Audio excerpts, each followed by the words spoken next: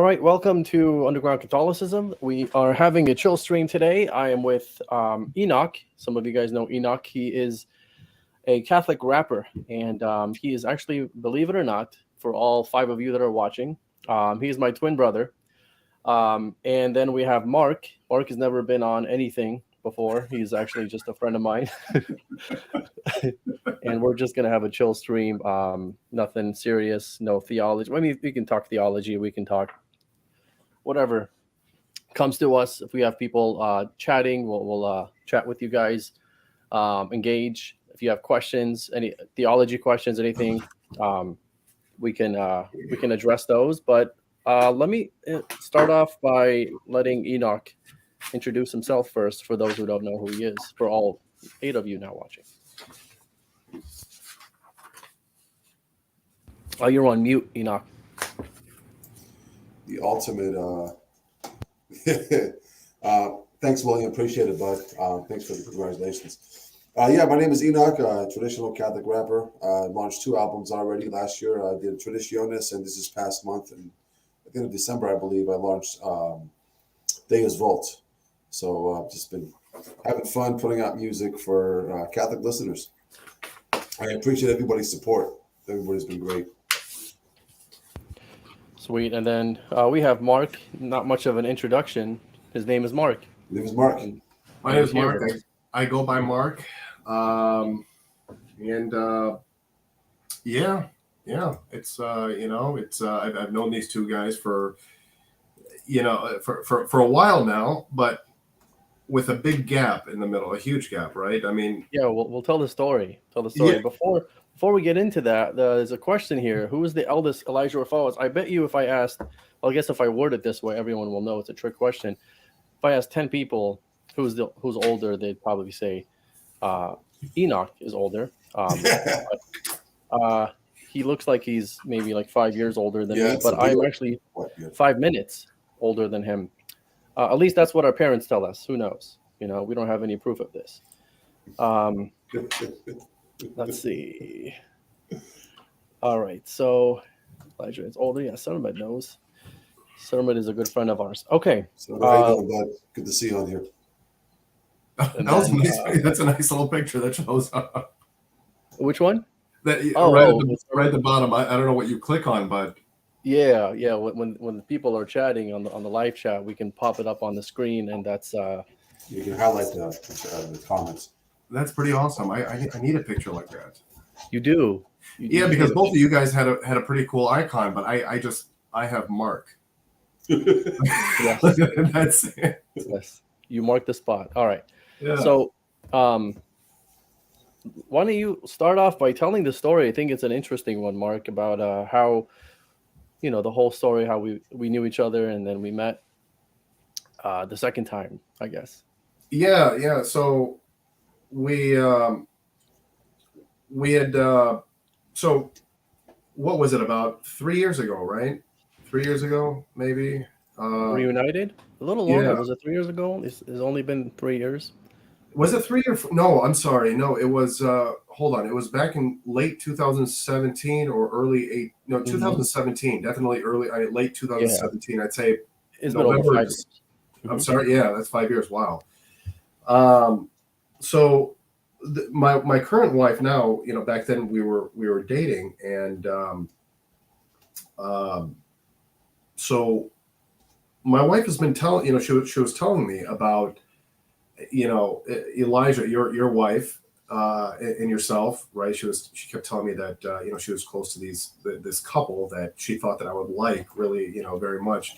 And the reason why, I mean, she tied it to, what I was really getting into during that time, which was the faith and the traditional aspect of it. And I think that, the common bond was, or the denominator, the connecting bond was Father Chad, right? So during that time, Father Chad Ripperger. So at that time, there was like a stint of maybe about 2 weeks where I binged on all of his videos, right? Watched every single one. I mean, I remember the first night that I watched a video of his, after having I can't remember the conversation with her, but, so I binged watched, can't remember how many videos, but I remember I probably didn't go to sleep until about 3 or 4 that night, that morning actually.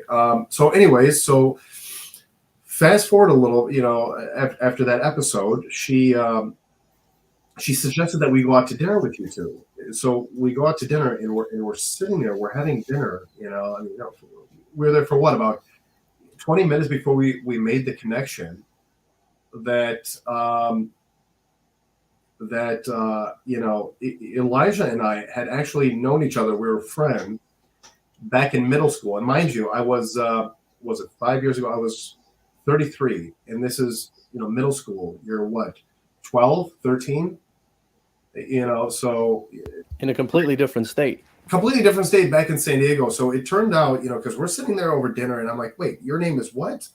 And how did it come out? I think it came out when I think you mentioned that you grew up in, a certain city in a suburb of San Diego, in Oceanside. And I thought, wait, hold on. I lived in Oceanside. And I think maybe I asked you what middle school you went to, and then and then it just clicked. I was like, wow, I remember you. You've got this brother, and it all made it all connected, and so we ended up reuniting. 20 years later? Yeah. 20 years later, yeah, over dinner, and our wives are best friends. They were both in the religious life together, at the same time. And it's crazy, and we ended up being friends 20 years prior. So many weird, strange connections. Absolutely. Yeah, it was a crazy story. Relationship, yeah. Yeah. And the way I met Enoch was actually in the womb. Okay. Back like almost 38 years ago. Jeez. And it'll actually be our birthday on the 13th of this month. So 38 years ago in 3 days. This Friday, right? Friday, yeah. Friday the 13th. Yeah. There you go.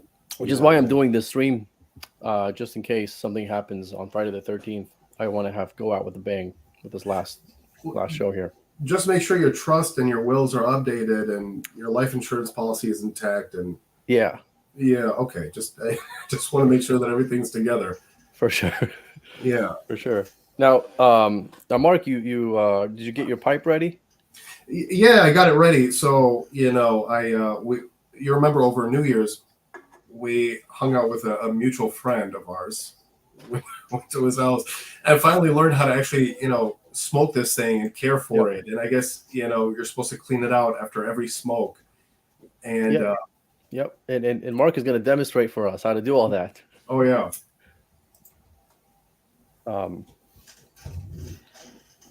How did your family come from Iraq to the U.S.? So as you guys know, some of you guys know, Enoch and I were born in Iraq. We came here in the States, and we were like 8 years old, I think. I think he's inquiring. I'm sorry to interrupt you, but I think he's inquiring about the process, and there's a specific process. It's called qachach. But go ahead. Yeah, that's what they call boaters. That's what they call us boaters. We got on a plane and we came here, and I answered it down. We swam. We swam there. We didn't have boats. We couldn't even afford a boat. I don't think they have boats in Iraq. They don't even have cars there. I think they just have camels and donkeys. And sheep. They got some sheep. Absolutely. I heard it's great, actually. I heard it's really great lamb. Really good lamb. The lamb out here, I don't know if it's... I'm sure that these guys, like our parents, they taste something that we don't. Because the flavor of lamb out here is just unbearable. I mean, I don't know if you guys feel the same way, to where they actually look forward to it. Like, we got lamb, it's we got lamb, it's Christmas, we got lamb, but Easter, but it doesn't, I don't know about you guys, but it doesn't taste right to me. No, and that's also what I hear. I don't remember what it tasted like over there, but I hear a lot of people that say they taste different here than over there. It tastes better there. I don't know, probably all the hormones and chemicals they put on them, and who knows, God knows what. But that's true. Yeah. What's y'all's opinion, Kyle Marks? What's y'all's opinion on Christian rock, Christian metal? You listen to that stuff, Mark? I don't. I don't. Wait, are you talking to me or Kyle Marks? No, you. Kyle Marks can talk, but yeah, he can type. But yeah, go ahead. Yeah, no, I'm not a fan of rock metal in general. I'm not a big fan of Christian music in general. There are maybe like a few songs, a handful, maybe less than a handful of songs that I actually like, Christian songs, because they don't hit the right way, right? They're a little, sad to say, cringy. But and I'm not just saying this because you're on and I'm really good friends with your brother, and but I actually love your music. It's far from cringe. It's actually good. It really is, and that's the thing. It's like good music, and the Christian genre, they don't mix well unless you're talking about chant, unless you're talking about Chaldean hymns, Aramaic hymns. It was more the traditional church songs, right? And that's just me. I'm of that traditional mindset when it comes to music that glorifies God in a sense, or of the Christian genre. But when I first heard your music, I was floored. I was shocked. I really was. The lyrics are on point. The beats, the melodies. I mean, everything's A1. Thank you. I appreciate that. Yeah, I have the same sentiment you do when it comes to Christian rock. And I had to put up with a lot of it because I was director of youth ministry for 10 years, and it was the name.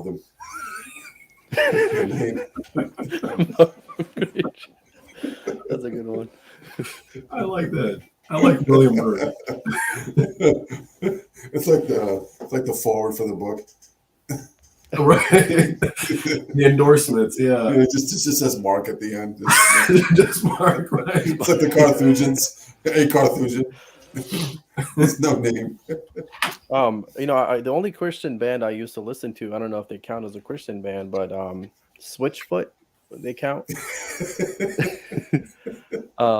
That's pretty much it. And that was like early in my in the journey of faith. To answer Caliber's question, yeah, I was gonna put that next here. No, thanks for asking that, but it was really just trying to get away from the war. And I think it was the Iran-Iraq war at the time in 90 to 92. It was really just trying to come over here for a better opportunity, and luckily we tried to do everything the appropriate ways and go through the proper channels. But yeah, it was just trying to get away from. And there's a lot more opportunity in the U.S. than there would be over there. A lot of times you just end up picking up what your family's trade was. Or over here, you could literally do whatever you do want. The same thing. Yeah. Yeah. Ironically, we ended up doing the same thing. No, man.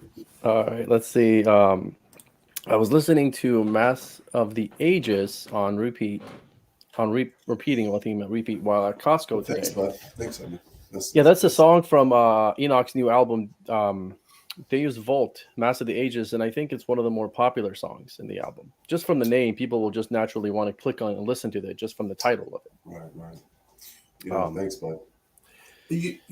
I have if you guys don't mind, I kind of want to touch on, the last topic, where you guys were talking about, why you guys, your families decided to, move from Iraq.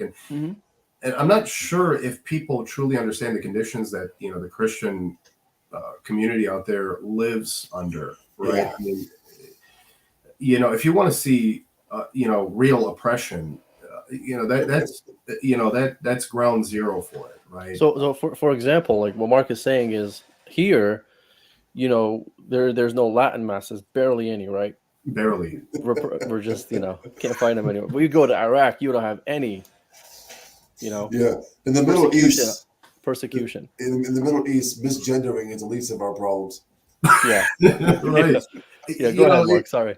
No, you're fine. No, it's huge because I think as a society, and this is emblematic really of I heard this before, but of societies that reach a certain level what would you call it, wealth or status, not so much status but success, right? And to where, you know, the society gets so bored with life itself, you know, where it's not a struggle anymore to live anymore. They start to dig up these problems, and they try to create problems out of thin air, and try to create you know, these make believe obstacles in life that really don't exist, right? And I'm just focusing on this as, you know, as a topic because it was brought up, but you know, you've got people groups, you know, they talk about oppression based on, you know, their social group, or the group that they're you know, connected with, whether it's, you know, your race,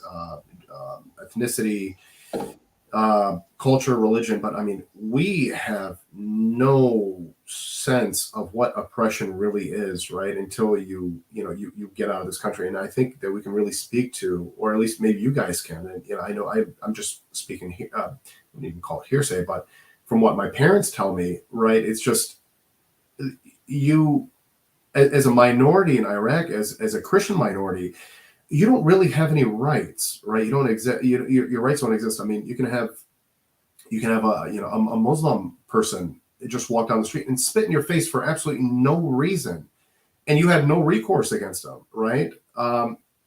There might be certain cities or countries where you can actually, where it's actionable, right? Let's say, I don't think that that's allowed, maybe in Jordan, let's say, right? Or it might be, you know, but depending again on what municipality you're in, right?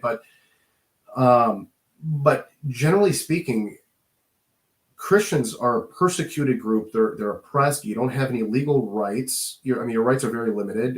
You can't necessarily push your case, you know, a legal matter against another person of, you know, of Islamic background, of Islamic faith, right, and expect to win. You know, you know,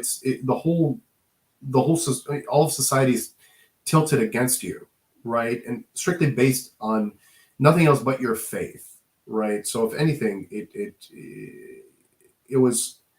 these are very hard conditions to live under, and that's why you have such a huge group of Christians that have largely evacuated Iraq and that have moved out here, right? And not only just in Iraq, I mean, you know, other places in the Middle East where they are prevalent. Well, I mean, you know, to be fair, I think Iraq and Egypt probably have the largest Christian minorities. Well, actually, I'm sorry, except for Lebanon, right? But I mean, with Lebanon, you actually have your rights enshrined in their constitution, you know, as a Christian, just because of, I mean, and that's unique out of the whole region. But yeah, Right.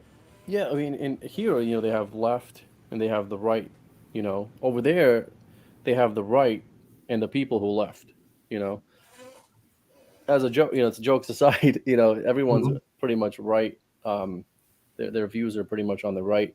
But it's funny how you know, people are shocked when they hear that I'm a Catholic from Iraq, because that's like what, 1% and less.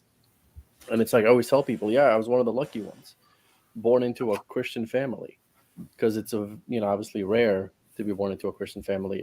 Thomas has a question. You make some good points there, Mark. Thomas has a question. Do any of you speak Chaldean? Yes, yes. I do. Enoch does, and Mark can understand it, right? A little bit, yeah, I can Yeah. understand a little bit. I speak Arabic, yeah, but I wish I would have picked it up. Yeah, yeah. We I we don't. speak Arabic. I understand Arabic, but my Chaldean is stronger, and Mark is the other. I think Mark's Arabic is stronger, and his Chaldean is weaker. Mhm. And it's funny because every time you meet somebody who's born into a Chaldean family, they usually are strong on one of the languages, whether it's Chaldean, and then weak in the other one, Arabic, or it's strong in Arabic and um, weak in the Chaldean language. What is let's see here. Um, Smoking. Anybody? Well, yeah, I'm gonna answer that one. Well, I'm gonna let Mark answer, but this one's next here. So, all three of you thoughts on David Gordon's recent essay concerning the traditional Latin Mass. I think it's the one where he's talking about um, that the Latin Mass needs to go, and the Novus Ordo needs to be the only one in the Roman Rite I disagree with him. I know a lot of people have that opinion. I respectfully disagree. I think the Latin Mass has converted so many souls. As like one example is Mark. I think he fell in love with the faith because of that type of spirituality and that type of tradition. Um, whereas before he wasn't into his faith, even would maybe consider himself as an agnostic or what have you. Um, but Agnostic Church of the East, yeah. what was that? I was part of the Agnostic Church of the East. I just thought of the atheists. Yeah, exactly. So I think it would be a try. I think the mindset is to try to change the Novus Ordo, not change it, but bring it back to its original purpose, original use. What was it supposed to be? Is it was supposed to be reverent and all that stuff, and I'm all for that. That's great, right? Let's do that. But I just don't see that being very realistic with some of the priests that I see out there. But what are you guys' thoughts on, abolishing the Latin Mass completely from the face of the earth? Well, it actually, ironically, it points to a real problem that I think a lot of people don't like to talk about, or the fact that you have two separate rites in the West. Two separate masses. They're not separate forms; they're separate rites. So when you have that, it becomes a problem. So then the question becomes: do you abrogate the Novus Ordo, or do you get rid of the traditional Latin Mass? If I was the Pope, I would get rid of the Novus Ordo, mainly because the traditional Latin Mass is more concrete, more substantive, stood the test of time. It's the right Mass that we need for our time right now. There are some aspects of a Novus Ordo that go back to the early patristics, that they try to go back, which is kind of funny because there's this. You see that meme where the guy's like sweating. There's two buttons that he has to push, and they contradict each other. It's like a lot of the modernists will say, we have to move with the times because the times have changed. But at the same time, the Novus Ordo goes back to the patristic. Like, which one is it? Are we moving forward in the times, or are we going back? Like, you pick one. But the TLM, I think, has converted more souls, has produced more saints thus far. Of course, I think it's more concrete insofar as there's not more errors. Theologically, I guess it's more correct in my personal opinion. But if you are going to do away with it, which if the Pope is going to do that one of these days, before you do, you got to fix the Novus Ordo, because 90% of Novus Ordo masses across the world do not mimic Sacrosanctum Concilium in its original writings from the fathers of the council. So. Or you can go with the 65 missal, which they tried with the Paul VI one. It was kind of that mixed match type thing. But my personal opinion, I think the 62 missal should be the ordinary expression of the Roman rite. And it's ironic because I always tell people, I say the Latin Mass, the way it's done, is way closer to the Novus Ordo the Vatican II had in mind than the Novus Ordo that's done today. The 62 missal, yeah, it does, yeah. It's a lot closer. I mean, it says emphasize Latin, Gregorian chant. I don't even think it has any instructions on how the priest is supposed to face, right? Yeah, Ad Orientem was usually the norm. Right. So I'm all for that if we go back to that. But I just don't see that as a practical reality. Enoch, is that Blessed Karl of Austria behind you? Yeah, it is. Yeah, Tridentine Beers sent it over when they sent some delicious beer for me to try. They're not on the market yet, but when they do, they're gonna start running with their. That is one of the best beers I've ever had. So Tridentine Beers, check them out. Yes, this is why we're doing the show. It's to promote the Tridentine. Tridentine Beers, yeah. I've never tried it. I'd love to try some. Let's see, Tridentine. Oh, that's Enoch. All right, let's see. What is Mark smoking? You don't want to know. Aromatic Virginia. We do want to know. What are you smoking there? I'm smoking it like bubble gum? Captain Black pipe tobacco. Gold. Gold. I think this is just something that you pick up at your standard smoke shop. Yeah. So nothing crazy, nothing elaborate about it. I can smell it from Kentucky. Yeah, right. No special aromas. It's just your standard pipe tobacco. So I just started smoking the pipe not too long ago. My wife got it for me. I think maybe for my birthday a few months back. So it's just something that I've just dabbled with a little bit, and I'm gonna start playing around with some other flavors. But yeah, I enjoy it thus far. Sweet. Mm-hmm. Let's see. There's James is a good friend of mine. Just a pun. You know who racks? I rack. Like rock in the rack and the yeah. But you guys rack. That's pretty good. That's pretty good. James, make sure you continue on with your rack career. I think you're good at it. We need more. As someone who used to serve TLM, I have to wholeheartedly agree with you, Elijah. Very lovely liturgical tradition, especially if you're up close and personal to what's going on. Very, very true. Yeah. Very true. Unfortunately for me, when I do attend, I'm all the way at the back because I know my 1-year-old's going to scream and my 3-year-old's going to run around. So, remember during the pandemic when we were all locked up in our homes for no reason? For 2 weeks. Remember they said, like, do everything as normal just to kind of get you in that habit. So on Sundays, I would turn Mass on my TV, and then I would take my kid outside. So just to keep it. Just go walk around on the front porch. Yeah, I mean, you gotta keep with the times. Keep saying. You do have to keep with the times. Yeah, that's right. I personally have no problem with the different rites. Dr. Adam DeVille, if I recall correctly, wrote an article basically saying let many different rites exist. And I think if I remember correctly, the early church, like the West, had a bunch of rites, or a different liturgies, right? There was a liturgy of the Ambrosian rite, I guess. That's still a Western rite. And there was the Roman, the one that the Pope would do.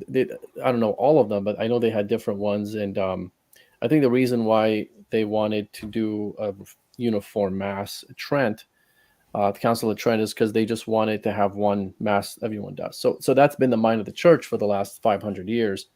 And so this is the idea behind Pope Francis, and this was actually the idea behind Vatican II. Is let's just have one Mass so that everyone does the same thing. And this is something that the Chaldean Church also did just about a decade ago, where you had certain versions of the Chaldean Mass, not versions, but different areas were doing their own thing. And then the Patriarch, the current one, he said, we need to have a uniform. And unfortunately, the uniform one they did was more modernized than before, which I liked the one before, but now they modernized it more. So that was a tragic. Do you guys have a favorite doctor of the Church, Mark? Do I have a favorite doctor of the Church? So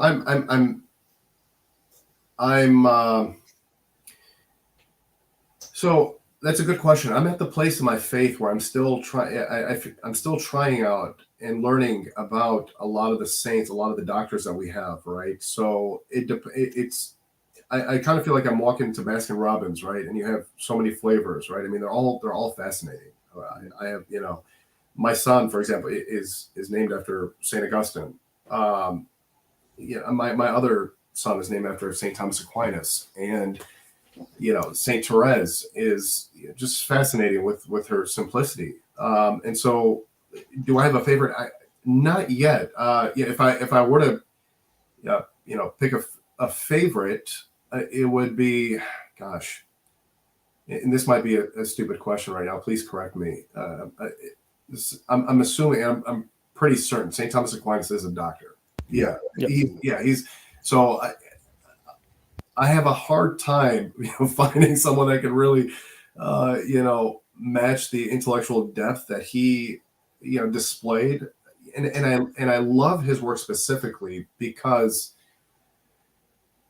because of the logic, and it's just it makes everything so clear, everything so layered, everything builds upon everything builds upon each other with beautiful, logic, and everything's just crystal clear, and It's like ordered. it's ordered. It's extremely ordered, and there's just something about that just sits so right and peaceful, in your soul, right? And then again, when you read Saint Augustine's writings, and the things that he wrote about, and especially his Confessions book, I mean, you can't turn a page without wanting to cry, right? Because of the beauty that he writes with, right?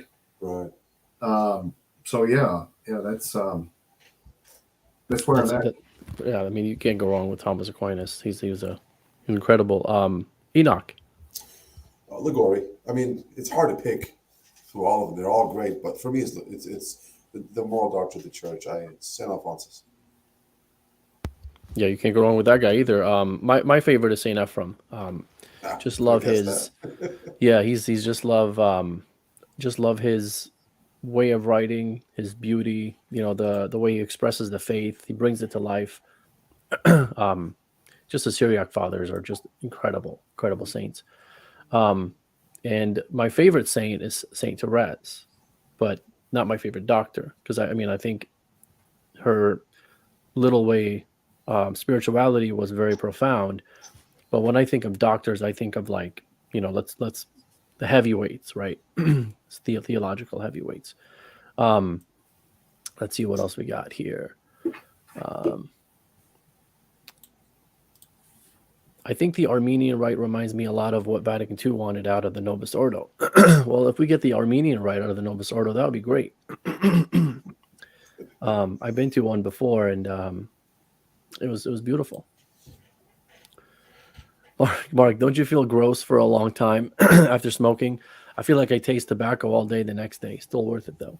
Yeah, it's I think I do, but mind you, I've been smoking for about 20 years now, right? So I think me personally, I'm past that phase to where the taste bothers me. I think I got over that. I think back when I was 19, maybe the flavor of it. So my mouth has just gotten numb to that. So I don't really taste the flavor anymore of the tobacco. I don't let it bother me. Yes, and when I smoke cigar, yeah, it does taste.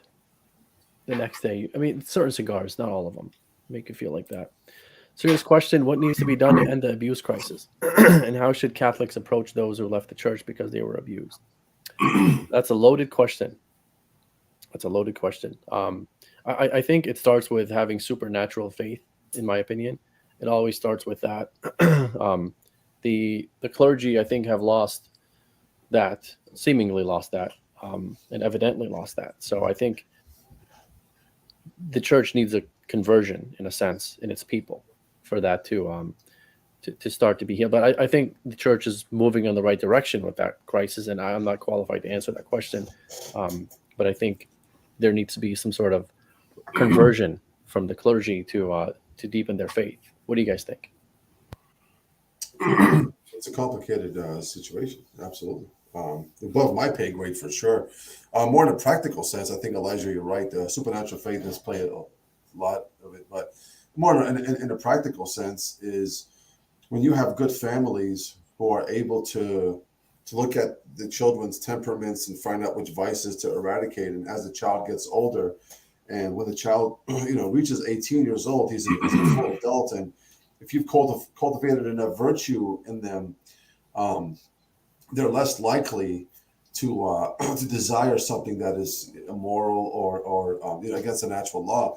So when they are put in the seminary, we should have seminarian directors who are vetting these guys, making sure that, you never know. You can have a solid person go in there, and the temptation is so so severe because the devil does go after priests and seminarians, that the person could turn later on. But it's just making sure that when the person enters a seminary, he has enough sense, he has enough virtue and chastity and a great prayer life, so that when he enters a seminary, there's less likely to for all these things to happen.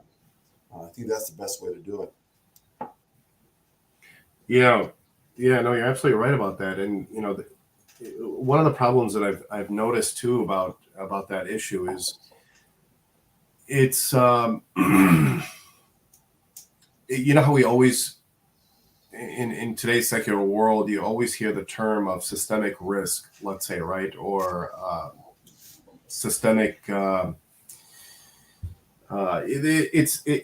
issue is systemic, right? It's always systemic, and I think, I mean, this is kind of like a pure example or a proper way of actually using that term, to where it's like a body that's caught cancer, right? And when you think you've eradicated it, and then you have a full blown out, it comes out full blown again, right, after a while. And I think the leadership has been asleep, I think, at the wheel for a long time for the church to have gotten to the place that it's at now, right? I mean, the best analogy I can really compare it to is kind of like remember when we had the 2008 financial crisis, right?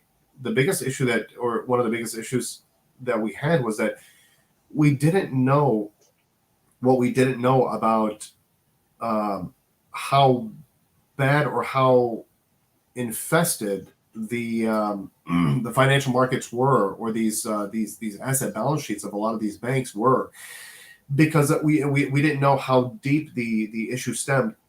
We didn't know who held what, right? And everywhere you turned, it was a landmine, right? And just when you thought that you had cleared everything out, then you find another pocket full of toxic mortgages, right? Mm. And I think that's where the church is. And again, I think it's because a lot of the leaders have taken their eyes off the road, to where they weren't coming down hard enough. They weren't paying attention the way that they should have been to their flock. And again, that falls back on what Elijah was talking about, with a lack of supernatural faith, right? Because if you don't have supernatural faith, then you don't really have the drive or the motivation, the right drive or motivation for the job of the seat of to be a bishop, or even to be a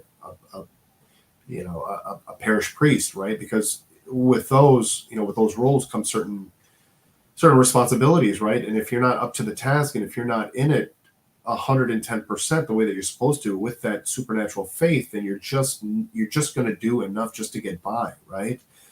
And so it's a very deep issue. It's a very dark issue, and it's one that I'm afraid seems like it's one that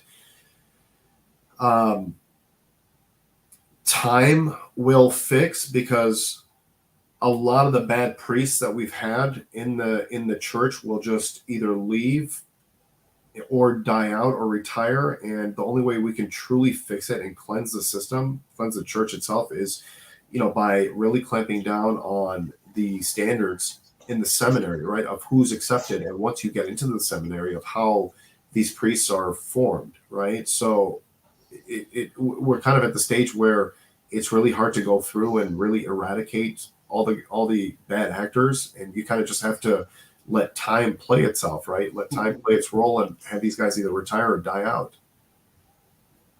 And I think that's happening to a certain extent right now, because a lot of these priests, they're from the 60s and 70s, and they're starting to, they're older and they're starting to die out. And unfortunately, their parishes are also starting to die out, because the parishioners in there are just as old as they are, so they're retiring. When you go to these parishes, you just see a bunch of older people.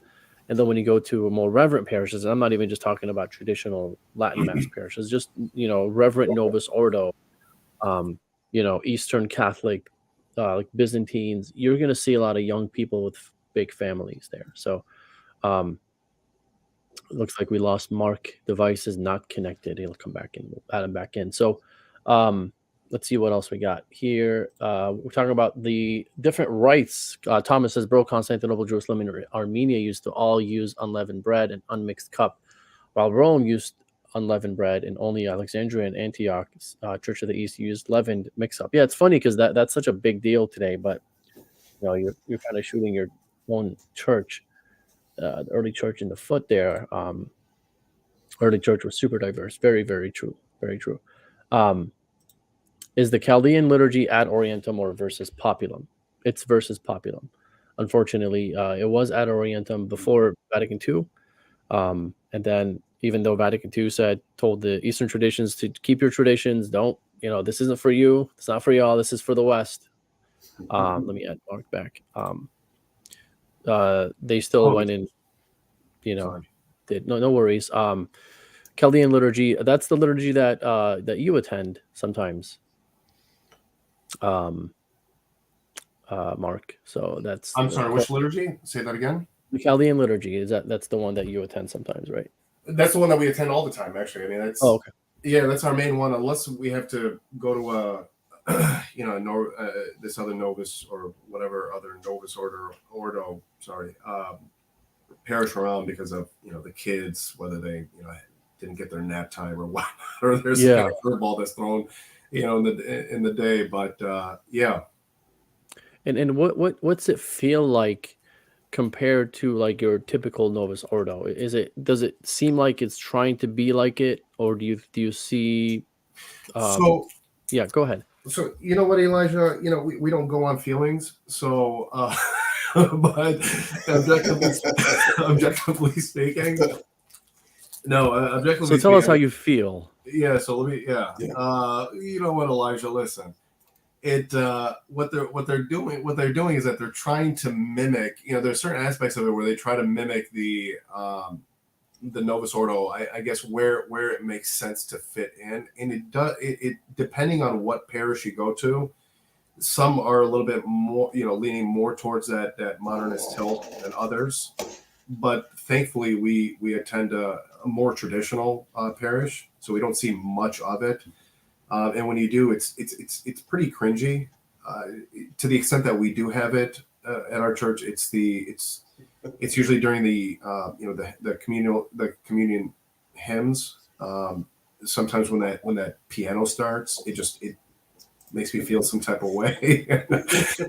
And some of the more modern hymns that the choir sings, but overall, we're pretty blessed. We have a really good parish that we attend. It's good. Yeah, and you guys have a great priest there. He's a very holy priest. Favorite doctor of the church? I choose all. I choose all was Saint Therese's thing. She chooses all, and so I don't know if Amanda is saying her favorite doctor of the church is Saint Therese, or if she's saying they're all my favorite. I think she's saying all my favorite. Let's see, underground Catholicism. How many Syrian fathers are untranslated, not translated?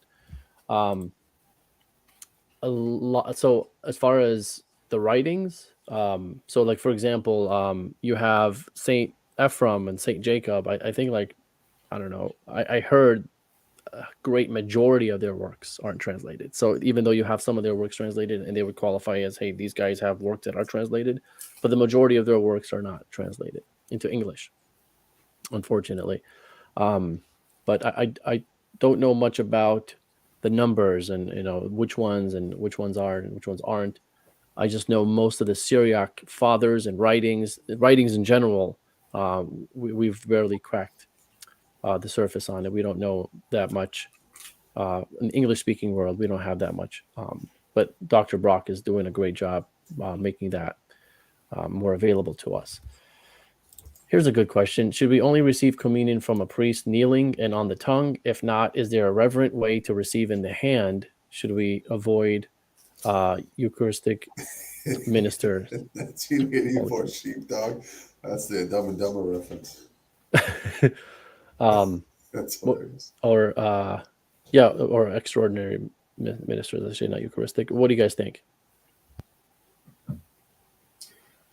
So I think a lot of it really depends on, well, most of it maybe, depends on, that person's, mindset, right? I mean, when they're accepting. I mean, if you're going up to the altar and you're accepting while you're, on the hand while you got a phone on the other hand, texting, answering a text, right? I mean, that's pretty irreverent, but if you're, if you have, I think a lot of it, all of it really falls on the intention as you approach, the Eucharist, right? I mean, in something my wife points out to me, about this question too, is that traditionally, even in our church, in the Chaldean Church, receiving was done in the hand, right? That's, receiving on the tongue is a fairly new way to receive in our church, if I'm not mistaken. It is, and do you know how the Chaldeans and the Assyrians still do this today? Do you know how they receive? Like, it's not just, they take it, and that's not, as you know, Mark, the priest puts the Eucharist on your palm, and then you bring it to your mouth. Mm-hmm. So that's the way, and I think that's the way the early church did it. That's what I was going to say. That's how the church did it. Yeah. Take from one hand to the next. That's kind of new. Yeah, that's commingling. It's probably, but I mean, you see, and honestly, I mean, now that I can think back of it, I think, if I'm not mistaken, I mean, most, if not all, people that are receiving at the church, at my church, that are receiving on the hand, would take it from palm to mouth, right? So that's just, if you have to involve the other hand, it's just too many steps. It's just not natural. Yeah, I mean, I prefer kneeling and receiving on the tongue, just because we've lost the sense of what the Eucharist is, and I think that receiving in the hand, where I can't say it's wrong, I can't say it's sinful, I can say right now in our world, it's not. I don't want to say it's imprudent, but in my opinion, it's not the way it should be done because of the loss of the realism of the Eucharist. And I think there should be more reverence, and I think receiving on the hand shows a little bit of irreverence, maybe even psychologically.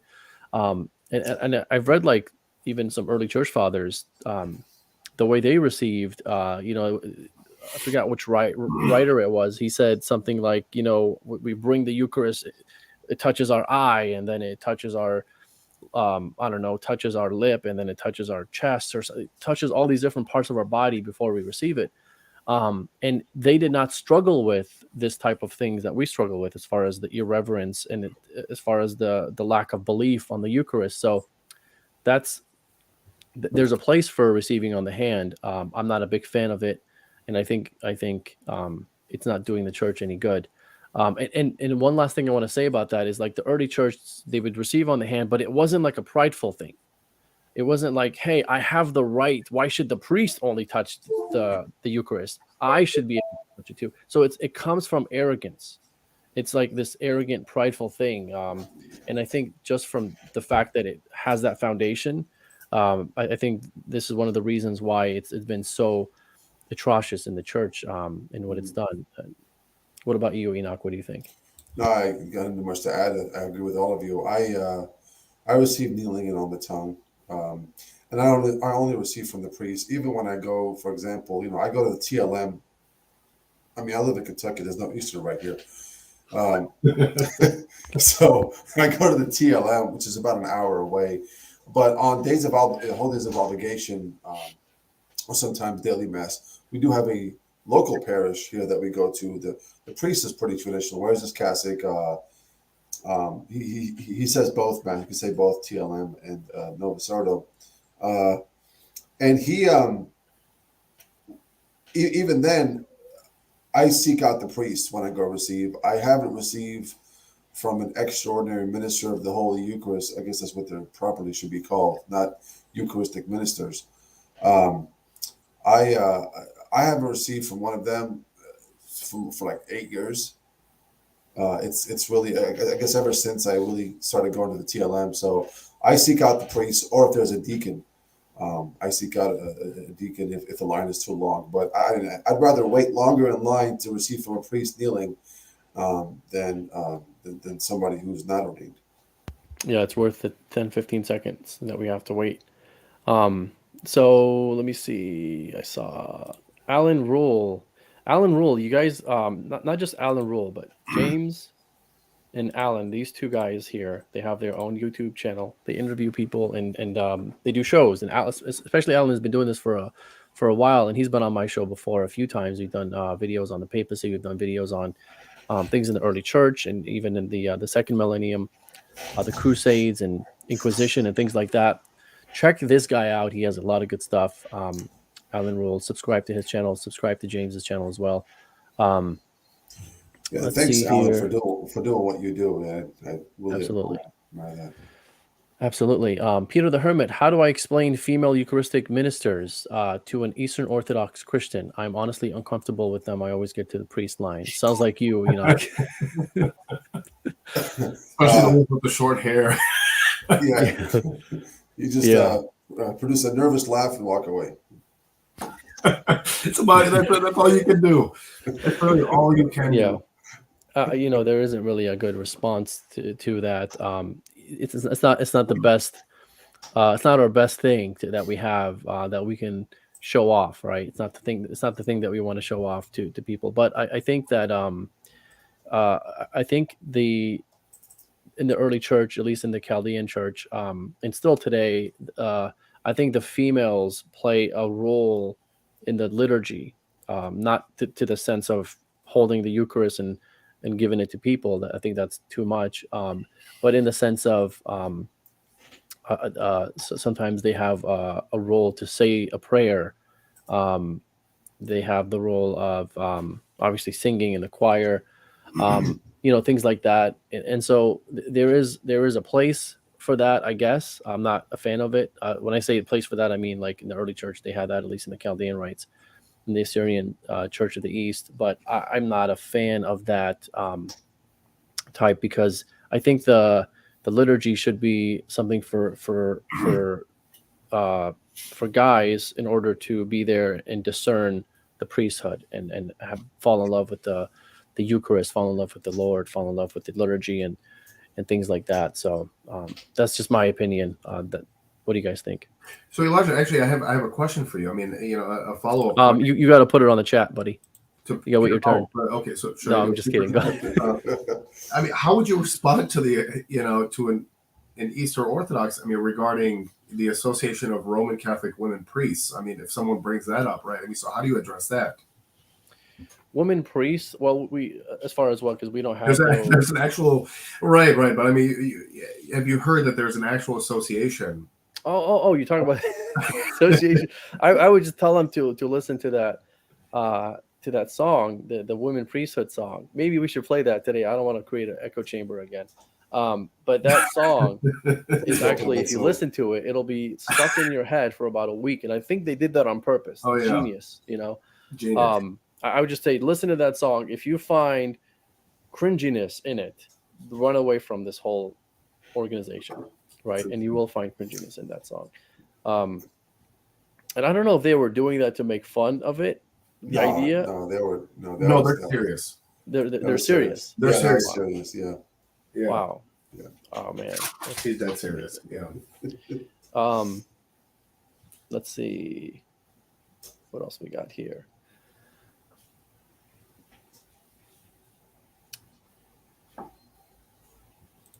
MK Vine. Enoch is the illest. Enoch is the illest. Humanity is a cult. And this is for Alan Rule. Thank you, okay, Vine. I appreciate that. Yeah, and I love your channel, by the way. Do you have a Patreon account? And Alan Rule says he will have one soon. So everyone, make sure you subscribe and donate to Alan Rules. He deserves it. He does a lot of good work. Yeah. I should do one right now. Yeah. Who is more trad, Elijah or Enoch? Ah, man. Haley. Yeah. I mean, at best, we're, I guess, equal because we have the same ideas. But I think the traditional spirituality, I think Enoch is he knows more about that. He has more knowledge on like the virtues and the way like the Thomas Aquinas teaching on spirituality. That's his thing. So in that sense, I probably tip the scale to Enoch being more trad. But we love the liturgy just the same and all that stuff. I've heard Chaldean liturgy is heavily Latinized. Is this true? What do you think, Mark? You attend the Chaldean Church. Is it heavily Latinized? It depends on what you mean by heavy, right? But I'm not a liturgist. My wife would be able to answer this question a lot better than I would, but I wouldn't say so. I would not say so. I would not say that it's heavily westernized. Would you say it is Latinized, not heavily Latinized, or some aspects of it? There's some aspects of it, right? I mean, the structure of it and how it proceeds, sure, but I think it maintains its clear distinction as something that's Chaldean, that's Eastern, and that's quite frankly pretty ancient, right? And I think what really what we have going for the church is a lot of the hymns that are unique to the church itself that are interwoven with the mass, the hymns, the prayers, and it's I mean it's no, I wouldn't, I mean I would say slightly, sure, I mean over the ages, I mean ever since the Chaldean Church was merged with, I don't know what the proper term is, but merged with Rome itself, that I'm sure there have been some influences, and especially after Vatican II, but westernized, sure, but nowhere near, let's say, what you would think, that where it loses its Chaldean character, its heritage. So That's a good answer. yeah. Yeah, I think the biggest tragedy, the biggest Latinized part of it is the way the priest faces, right? Mhm. I think if they just have the priest do it ad orientem, it would just change the whole dynamic of it, in my opinion. And then smash that piano, that little keyboard that you see in the Chaldean weddings. If they just smash that and then Yamaha keyboard. huh? Yamaha keyboard. Yeah, the Yamaha keyboard. If they just do those two things, it will go. It will be a huge step. Oh yeah. Yeah. And I honestly, like when I attend the Chaldean liturgy in English, it does feel a little bit like the Novus Ordo, but when I attend it in the Chaldean language, it feels more traditional to me. And I don't know if that's done on purpose. Maybe the Chaldean one, they're doing it more reverently.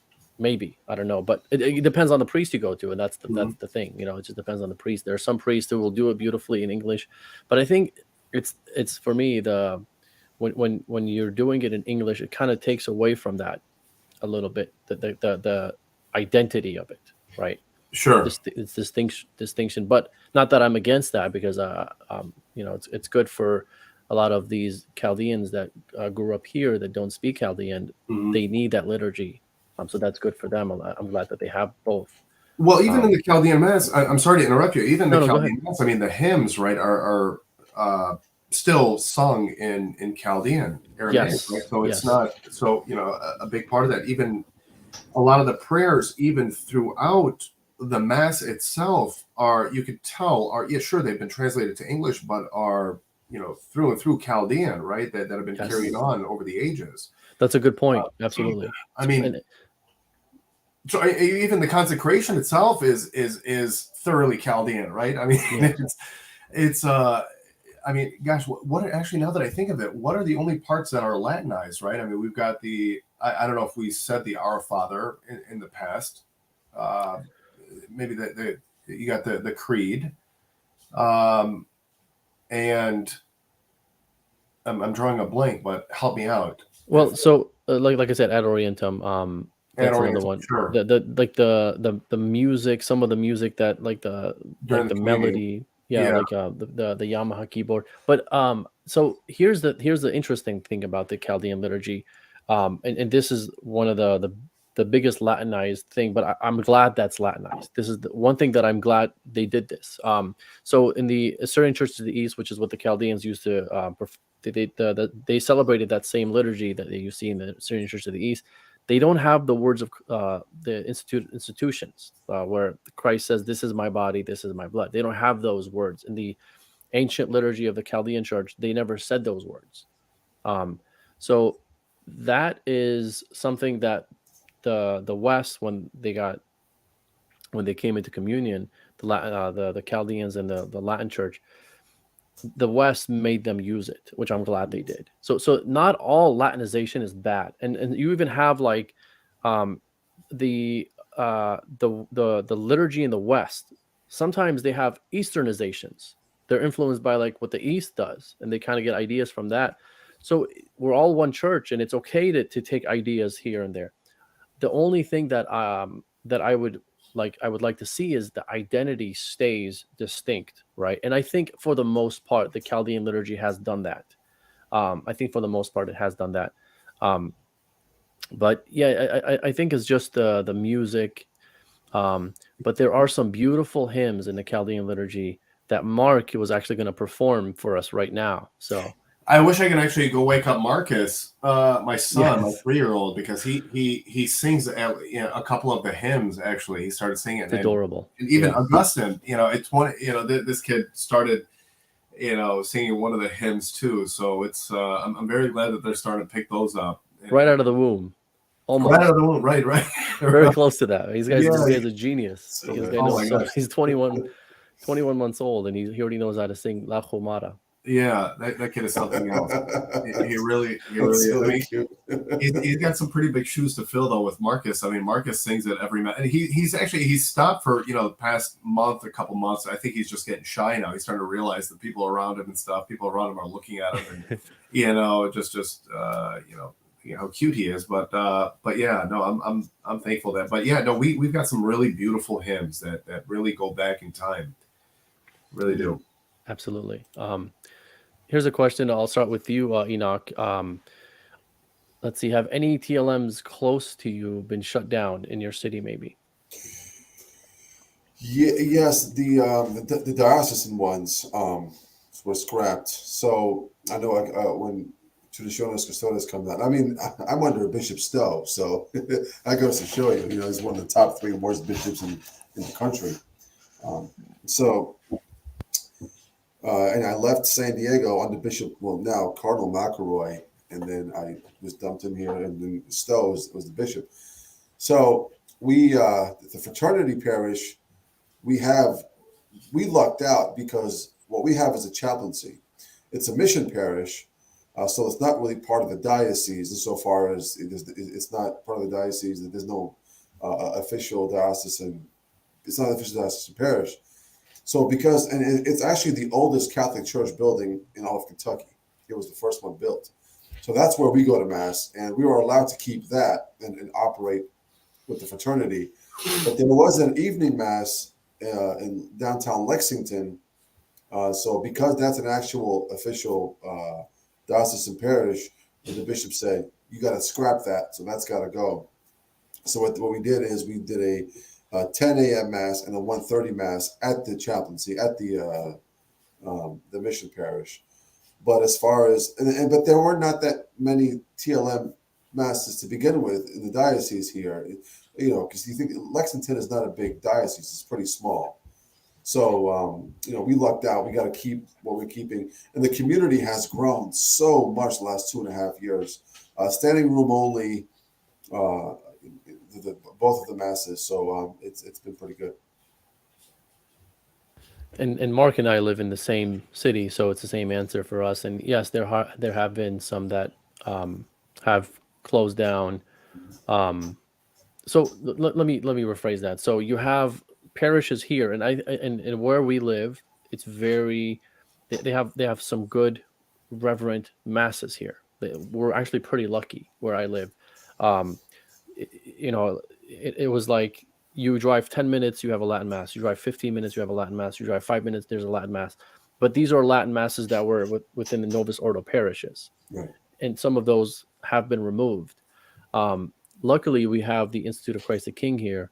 That wasn't part of the plan to remove FSSP and Institute of Christ the King, at least not yet. So those are there. And then there is another one that it's actually 3 minutes from my house. Every Sunday they do a Latin Mass. And what they do is it's not a parish in a sense. It's actually a school, and they do liturgy there. They do the Novus Ordo, and they do the Latin Mass. That one they were able to keep it because it's called the Latin Mass Society. So technically they're not part of a Novus Ordo parish, so they're able to keep it, and I love that. Which church is that? Church. That's the Polish seminary. Oh yeah. But it's also a school. It's a Catholic school. Yeah. What is it? Refuge, right? No, not Refuge. St. Mary. St. Mary's. Yeah.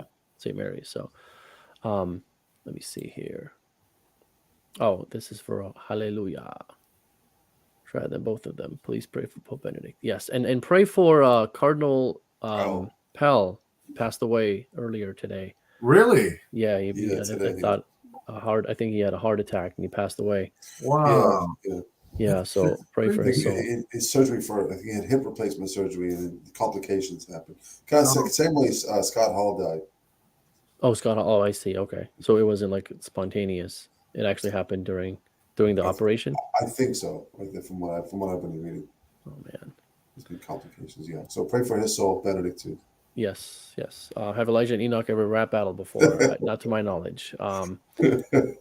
Any old school roundtables coming up? Those were fun. We used to do those at Reason and Theology. Those were really fun.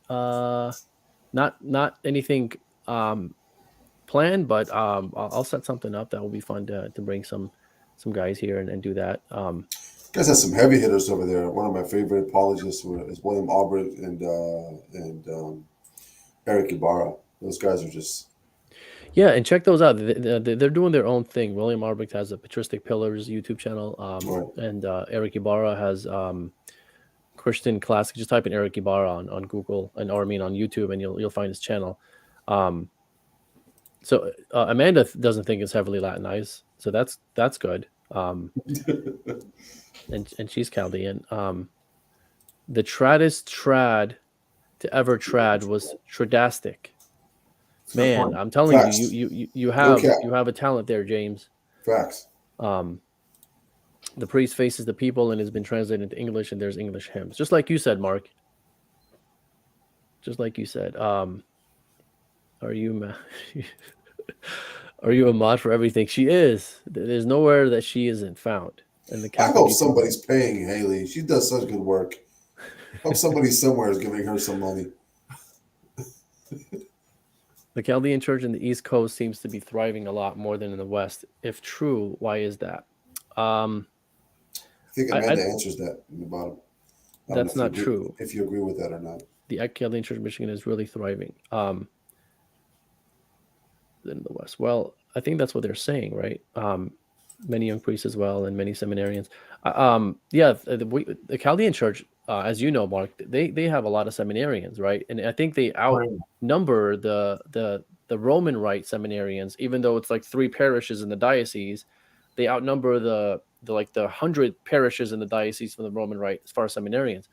Touch up on that a little bit, because I think that's very interesting.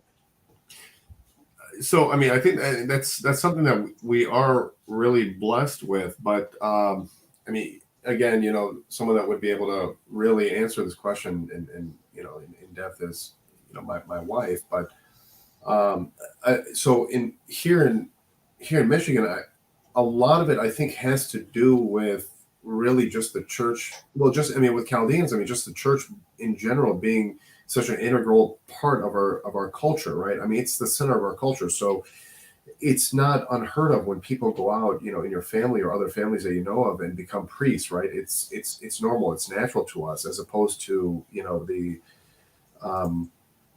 the fact that in the Western Rite that it's just, unfortunately, just becomes so much more secular, right? I mean, you don't have too many families, that are, or the culture itself isn't tied to the church anymore like it once was. When you go to Europe, for example, the center of the town the church is the center of the town, so it's much more prevalent, right? But with that, we have also what should be said too. We've got a great bishop. We've got great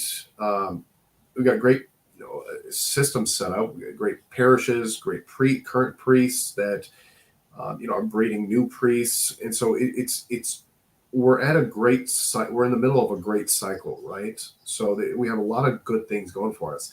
And so in San Diego, which is the epicenter, I would say, of the Western Church, Chaldean Church, it's much younger than it is here in Michigan. So logically they're going to be a little behind us, right, in terms of the number of parishes, the number of priests that they have in the seminaries. But equally so, they had a great bishop in Bishop Sarhead, right, that really, invested heavily with the engagement with the parishioners, with educating them about the faith, about the liturgy itself, and investing in the seminarians, right? And ensuring that they have the support that's needed, that's necessary. And I think, don't quote me on this, I believe they have opened their own seminary, or maybe a sub school within a seminary. Because I know that they were part of, or where they went to seminary school um, was it St. John Paul II, the Great University, I think. But I think they ended up opening their own seminary for the Chaldean Church. But, and again, don't quote me on that, but I'm not aware of it, of that church in the West, of it lacking or not thriving the way it is here in the East. I mean, that's something new to me. If anything, I think it's thriving just as much as it is here in Michigan. It might not be visual again. I mean, visibly seen again, because it is a newer church, but I haven't heard. Yeah, and then they just opened up a new parish in San Diego, a new Chaldean parish. So thank God for that. Just not too long ago. And one thing I want to say is, I think, in my opinion, the reason why you have the Chaldean rite producing more seminarians, even though there's only 3 parishes or 4, however many that we have in the diocese, versus the like 70 or 80 or 100 or how many of the Roman Rite ones. I think the reason why it really boils down to the liturgy itself, because when you go to the Chaldean liturgy, it is beautiful, and you fall in love with wanting to be up there and doing what the priest is doing. It attracts you. It's a magnet to do that. Whereas these like nonchalant type of Novus Ordo, where they're just like kind of sleepwalking through the liturgy, and everyone seems like they're dead, kind of like zombies. It doesn't really invite you to do that, right? And I think Sure. that has a lot to do with it too. Sure. No, absolutely. I agree with you. I mean, it's when you go to a Chaldean mass, I mean, it really is a spectacle to behold.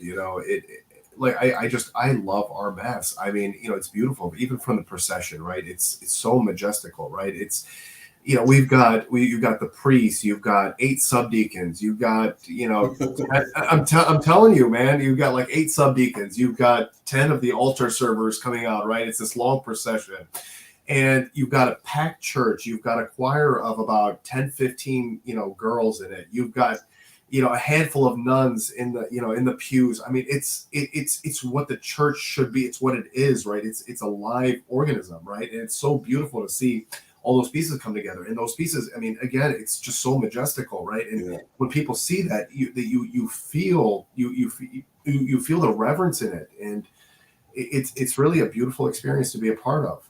It's huge. I agree. Yeah. And one of my favorite, we were talking about hymns, Mark, you just reminded me, is Maran Ishor, which our Lord Jesus Christ. At the very end of every Chaldean mass, they sing this hymn that was written by Saint Ephraim. I love that song. Yeah.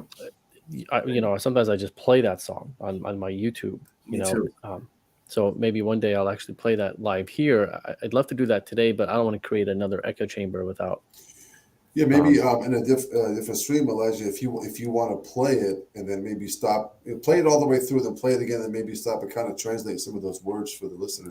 Well, so they have it in English and they have it in Chaldean, and it's actually, I think it's in Aramaic, like the original Aramaic, Christ language, Christ spoke. So we have it recorded actually on a CD. That song, I don't know. So I'm a little behind. I mean, can you translate that into, or is there any way to upload that track to YouTube, maybe the English version of it? I think you can, if you like. I've been on YouTube, I haven't been able to find it in English. They have them. So you have to type. You have to type, "Oh Lord Jesus, adorable King." Okay. So if you type that, I've been able to find one that was actually decent. There's so many of them online, but some of them are saying from like India, right? Because it's like the same liturgy, same rite. So the way they're pronouncing it, it's not right? And then there are some that are in the Chaldean and the Syrian, but they just sound so poor quality. So I think the one that you have might be the best if it's on a CD. It's pretty legit. It's with the sisters in San Diego. Oh wow, that's beautiful. Yeah, and my wife was on it, so it's really beautiful. It's pretty legit. It's one of the best versions out. That's awesome. Yeah. Awesome. Nancy says, looking to attend Eastern Rite Divine Liturgies here in Chicago area. Heard some people say that many Eastern rites have been Novus Ordoed, so I guess Latinized, or Novus Ordo. Yeah. How do I know if an Eastern Rite church is reverent? Well, I think they're always going to be more reverent than your typical Novus Ordo parish, from what I've seen. Let me get it out because we can't see my experience too. Yeah, I think there are going to be so, but I think they're all going to have some Novus Ordoing to them, or some Latinizations to them to some extent, some more than others. I'm not an expert on which ones have more than not. I just know that, like for example, the Syriac Catholic Church, they also do. They don't do ad orientem, where they used to, but now they don't anymore. So and then they have the Yamaha guitar as well. So that's another another thing there. Let's see. So we were watching. Actually, this is it's a little related, but unrelated. But a week or two ago, we were watching over dinner. We were watching the Syriac Orthodox Mass. And it's so. It's so similar to the Chaldean Mass, to where. If you didn't know better, you probably wouldn't be able to tell, except for the fact that it's sad to say it's a bit more rich, okay, and it's beautiful, and but the similarities are there. And I think if you watch that Mass, I think you'd be able to go back in time and see probably what the Chaldean Mass was like. Absolutely, and so the Syriac liturgy. And it's funny you say that, because the Syriac and the Chaldean liturgies come from two completely different traditions. Yeah. But when you like you said, when you don't know any better, they seem like they're the same thing. They seem the same, yeah. Yeah. Let's see. Crusade trivia: whom was named defender of the Holy Sepulchre? Bonus question: whom preached to the Crusader Knights on the Mount of Olives? Maybe Enoch knows these things. I don't. I don't know. Peter the Hermit. We are stumped. We are all stumped. I guess we could have Googled it, but we are stumped. Thomas says it was just the anaphora of Edai, which didn't have the words. We're talking about the institution. We were talking about this earlier. The rest did have the words, and the Syriac Orthodox Church anaphora of Edai has the words too. And then he says, some think that it just didn't have the words of Christ in the Edai Church of the East anaphora, because back when the words were too sacred to write down. But there are many theories. That's interesting. I never heard that one before. That would make sense. It's not okay when they borrow from the Novus Ordo. Well, we're not borrowing, we're keeping. Has a Novus Ordo rite lost its distinctive identity in the Novus? Has the Roman rite lost its distinctive identity in the Novus Ordo? I mean, the way it's done today, yes. It seems like Protestants. Well, it's to the whim of the pastor at the moment. If you feel like doing things. Yeah, but if it was done the way that Vatican II actually promulgated it, then no, it would seem like it's more Western feel to it, right? But the fact that it's not that the way that it was supposed to, they're doing it the way, like Enoch is saying, it's to the whim of the pastor. Unfortunately, it's lost that identity, and so when you actually watch a Protestant liturgy, I guess I don't want to call it liturgy, but whatever it is, some of them that are more high sacrament churches, high liturgy churches, it's like I'm watching a Novus Ordo church. It's like I'm watching a Novus Ordo Mass. So, and I think that was done almost on purpose to attract the Protestants to come to the faith. And I think what that's done is driven away Catholics to leave the faith to be Protestant. So it backfired. So let's come up with a new plan. This is not working.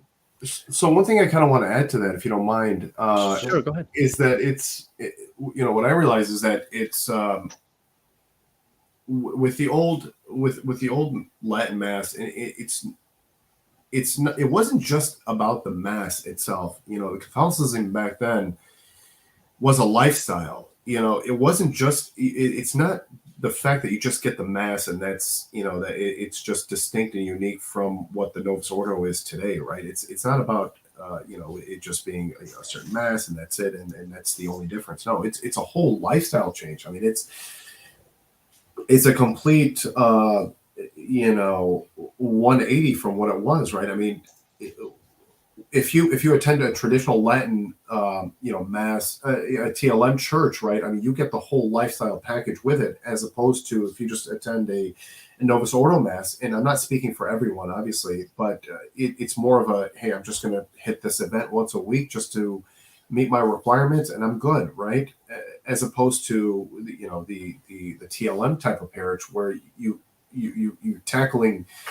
You're tackling the saints, you're tackling the virtues, you're tackling growing in holiness, and then you're starting to keep track of all the what are those called, the days of obligation. You're starting to keep track. You're starting to build holiness through fasting, through building virtue, and all of that, and you start growing in knowledge of what the doctors wrote about, right? So there's a whole lifestyle that goes with it, and that's it's funny because that is. Something that where I noticed a huge difference, right, in my conversion, if you will. I didn't know, I didn't. This is going to sound pretty ignorant, but I didn't know I didn't know Catholicism to be what it is, right, until I was exposed to, the traditional Orthodox, Catholic, faith itself, because all I was really exposed to was the Novus Ordo growing up. I'm sorry, not growing up, but in my years after I, in my, adolescence and teen years and adult years, right? I didn't know any better. So all I was exposed to was the Novus Ordo, and the Novus Ordo, it just didn't seem like a tangible faith because it was all based on this, excuse me if this sounds a bit, irreverent, but it seemed like it was all built on clouds, right? It's just all flowery talk. You walk in, you sit for mass, you listen to the homily, you walk out, you had to really think about what you just heard because you forget. Really, I mean, it sticks, yeah. Right, nothing sticks because it's all air. Nothing of any substance was talked about, during that homily, right? And the mass itself, unfortunately, wasn't really anything to that made you feel or think in a certain type of way, right? It was just you look at it like, okay, I got my 45 minutes in if I even attended mass, and it just you go to the Bible studies or the groups where they start talking about theology and. Again, you end up leaving without any substance because we're talking about Bible stories, right? You're not really necessarily talking about deep meaning. You're not talking about virtue. You're not talking about what the faith actually means. You're not talking about sacrifice. You're not talking about growing in holiness and bearing your cross and what it means to bear your cross, right? All these things have tangible tangible things to them, meanings and results that you're supposed to walk away from and that are supposed to hit you in a certain type of way, right? And I didn't get any of that. And no wonder I was so confused and, didn't really look at the faith, and what I mean by the faith of the Catholic Church as a real viable option because nothing was there. It's kind of like the way that and I hope I don't want to offend anyone, but it's kind of like the way that you look at, a Protestant denomination, right? It's Protestant denominations, you just look at it, it lacks that supernatural depth, that supernatural dimension to it, right? Where it seems very surface level, right? As opposed to what our church offers. And that's what I was getting from the church back then. But until I got exposed to, again, traditional Orthodox Catholicism, right? And that's where it really it shook me to the core, to the point where I was binging on Father Chad, right? It started to click at the time, right? Started clicking. It's this is what I'm talking about. This is this is what sits right. This is what makes sense. And that leaves you wanting more, and that's why I was going on these little binges, right? Trying to get as much information as possible, because I was thinking, where in the hell was this information? Why was this hidden? Absolutely. Yeah, That's very well said. if you don't mind me adding to that, you got me thinking a little bit here, Mark. Thank you for that beautiful reflection. Thanks, man. But I also want to add the fact that I've been to both. I've been to three aspects of it. I've been to a great TLM, which you hardly sit through a bad TLM. People talking about back in the days, they were rushed. They had to do it quickly, 15 minutes. I don't think any of us would appreciate the traditional Latin Mass today if it wasn't for the Novus Ordo. If it wasn't for all those years us going to Novus Ordo. And when I say Novus Ordo, I'm talking about the Novus Ordo that's done throughout the world, throughout the country. Your typical Novus Ordo, the whim of the priest at the moment, whatever it feels like. But I've sat through a Novus Ordo Mass that it's done according to the Germ. Because nowadays priests treat the germ like it's germ. They just wash, they wash their hands with it. For example, just about 4 hours from here, to 3 hours from here, is Bowling Green in Kentucky, and the Fathers of Mercy, an incredible. It's a great order, very similar to the Nobertines over in St. Michael's Abbey. There, they have one Mass on Sunday. Every single priest, subdeacon, deacon, or they're in the sanctuary. It's pipe organ, Latin. It's a Novus Ordo that is supposed to be done. It's like the 65 missal, but it's also like the 68, 69. So what I'm really trying to get at here is I go to the TLM and people say, well, it seems like it's a spectator sport, the TLM. But I disagree. To me, your typical Novus Ordo, to me, seems like more of a spectator sport. I'm sitting in my pew. I'm watching the person do the hymn. I'm watching the person come, say the first reading. It's like this show that they're showing me, and the priest is facing me, and it's like a cooking channel. Well, because in the original document, they specifically put the words activoso in the participation. The active participation. They didn't put the words activia. Activia is physical participation, activity. Activoso is more of the reflection.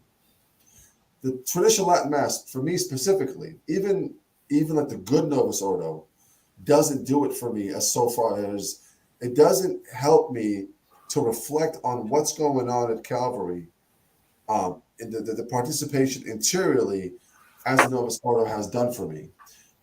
Even though I prefer the good Novus Ordo over the bad Novus Ordo any day. And if I had my choice, if I had known TLMs here, but I had a really good Novus Ordo done the way it's supposed to do, I wouldn't mind going there.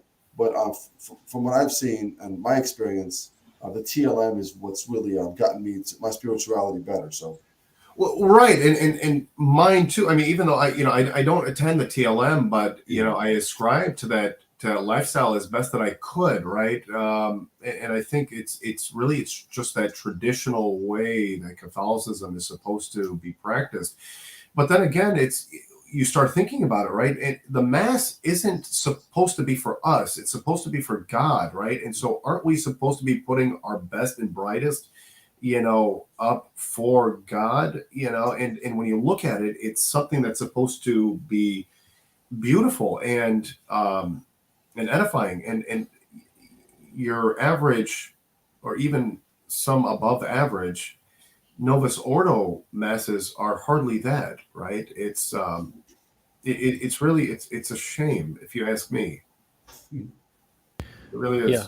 No, you guys are making great points. You're just That's what we do, baby. yes, you do make great points. Absolutely. I'm kidding. That's what we do, baby. Patristic Pillars, my boy William Albrecht. the man, the myth, the legend. Yeah, the man, the myth, the legend. William Albrecht, that's the guy. That's the guy. Go check out his channel if you haven't. I'm sure you guys have already heard of him. If you've heard of me, you've heard of him. You check out his latest interview with Aquinas. Man, I've never seen anybody answer every Marian dogma the way he did. Yes, it was a father. Father. Yeah. can't go wrong with William. He's awesome. Oh, he's a heavyweight. He's a heavyweight in the apologetics world. This guy's been doing it since I want to say what, almost 20 years, Yeah, probably. you're one of the He's been best around. debaters too, right? I would say one of the Wow. best debaters the Catholic Church has right now. Yes, yeah. This guy debates everybody about any topic. He debated one time a topic of, I don't know how he did it. Did these 5 popes deny the Immaculate Conception? 5 popes. It's very specific, very specific. So let's see here. What else we got? Oh, here's a good one. Who's better at basketball, Elijah or Enoch? We both suck. I'm not good at basketball. We both suck. Yeah, I have to play half court because I can't run through the whole court.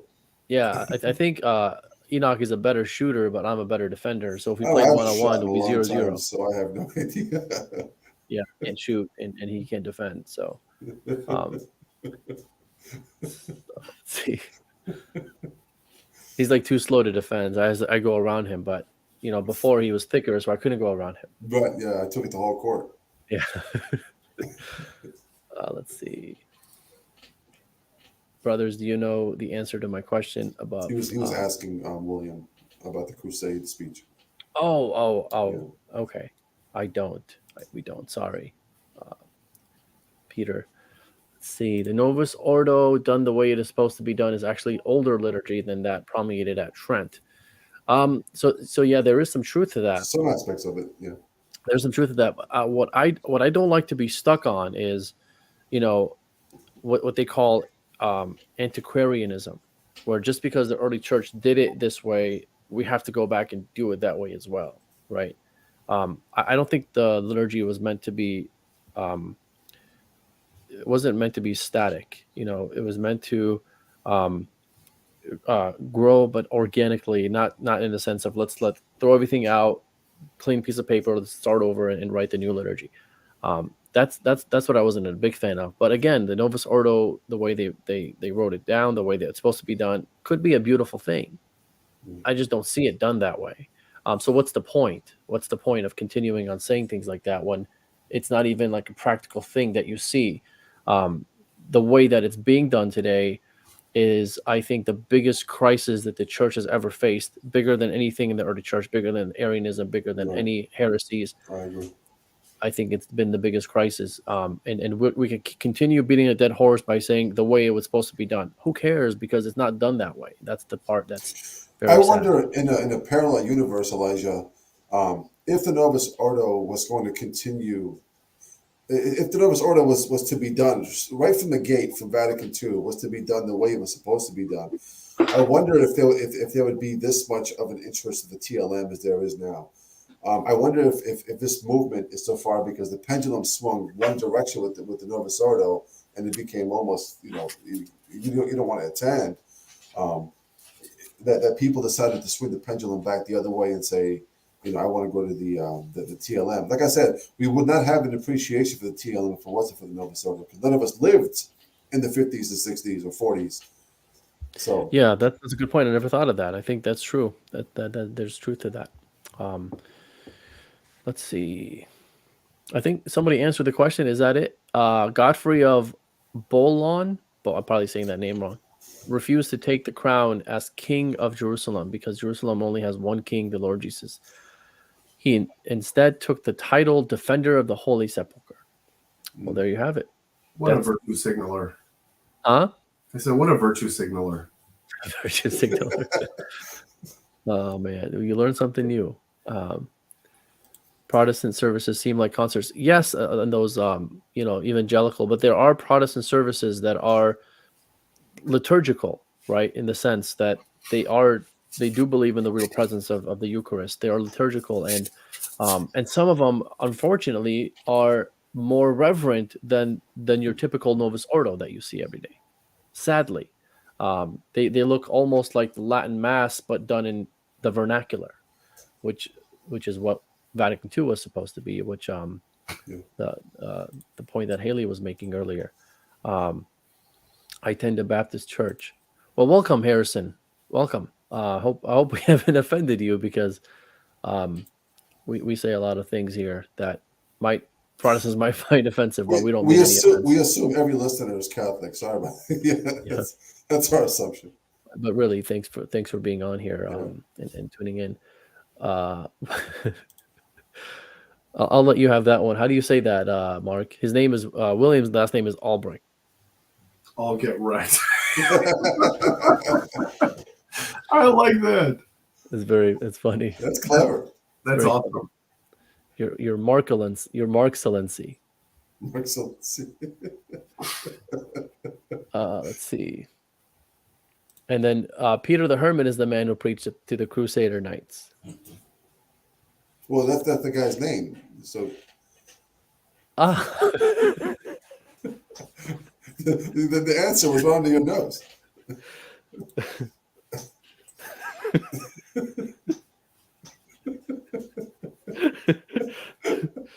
Oh man, it's late. So that's funny. We found the answer. I'm actually happy. I was actually wondering. I was just googling it too. Oh, you were? Okay. Well, Yeah, I you have to wanted to Google give too him an much. answer.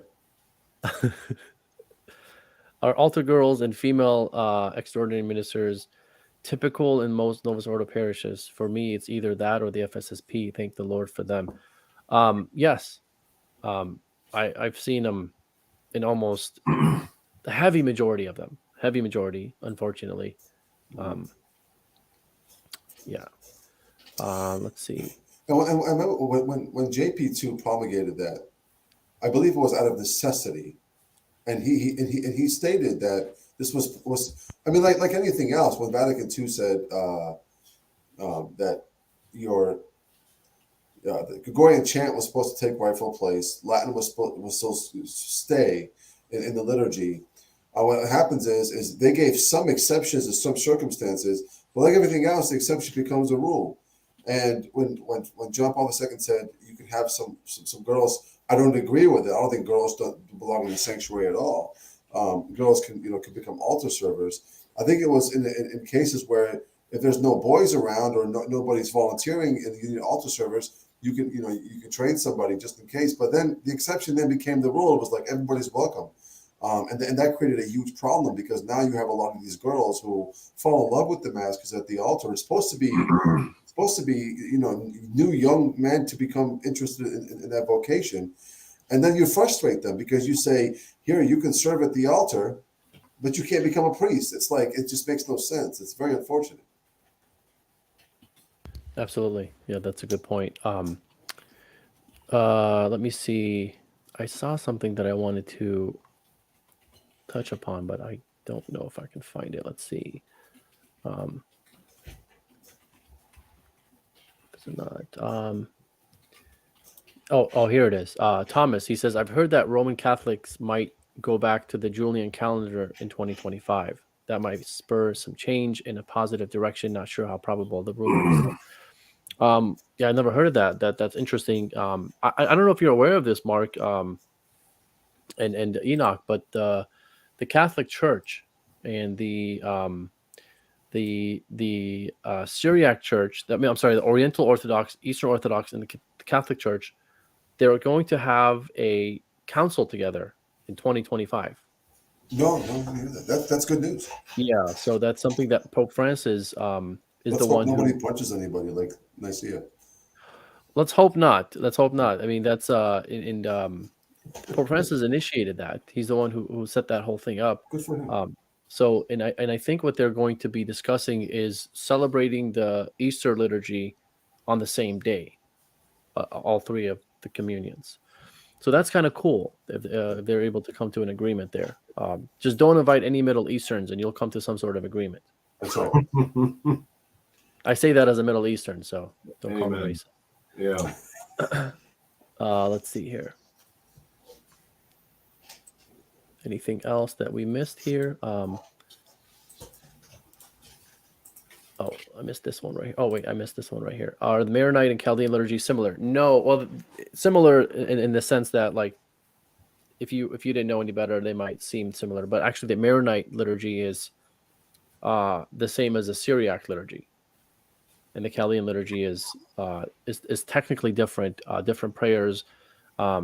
it's a different liturgy altogether. One I think comes from Saint James. The liturgy of Saint James is the Syriac one, and then the other liturgy is Mar'ade. So, and the Chaldean one. I think So, Sermon asked a question. oh, did I miss it?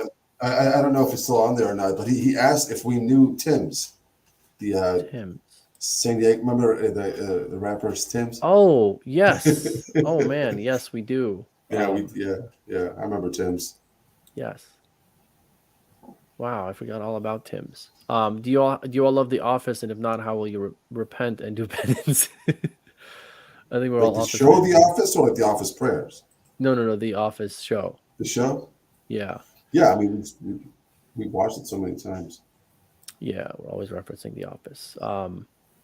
No offense taken. I've been listening to the R&T crew for a couple of years now.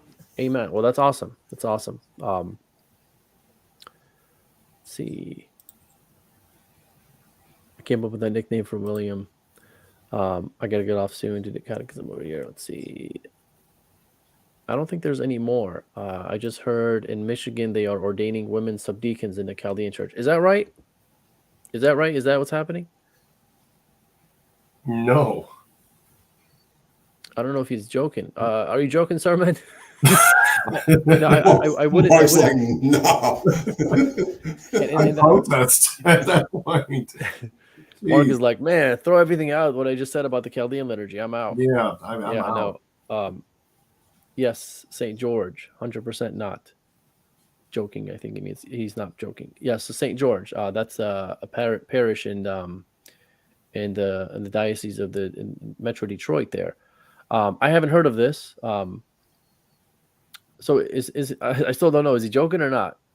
Not joking. Okay, he confirmed it's not a joke. All right, you heard it here first, folks. Underground Catholicism is reporting a rumor.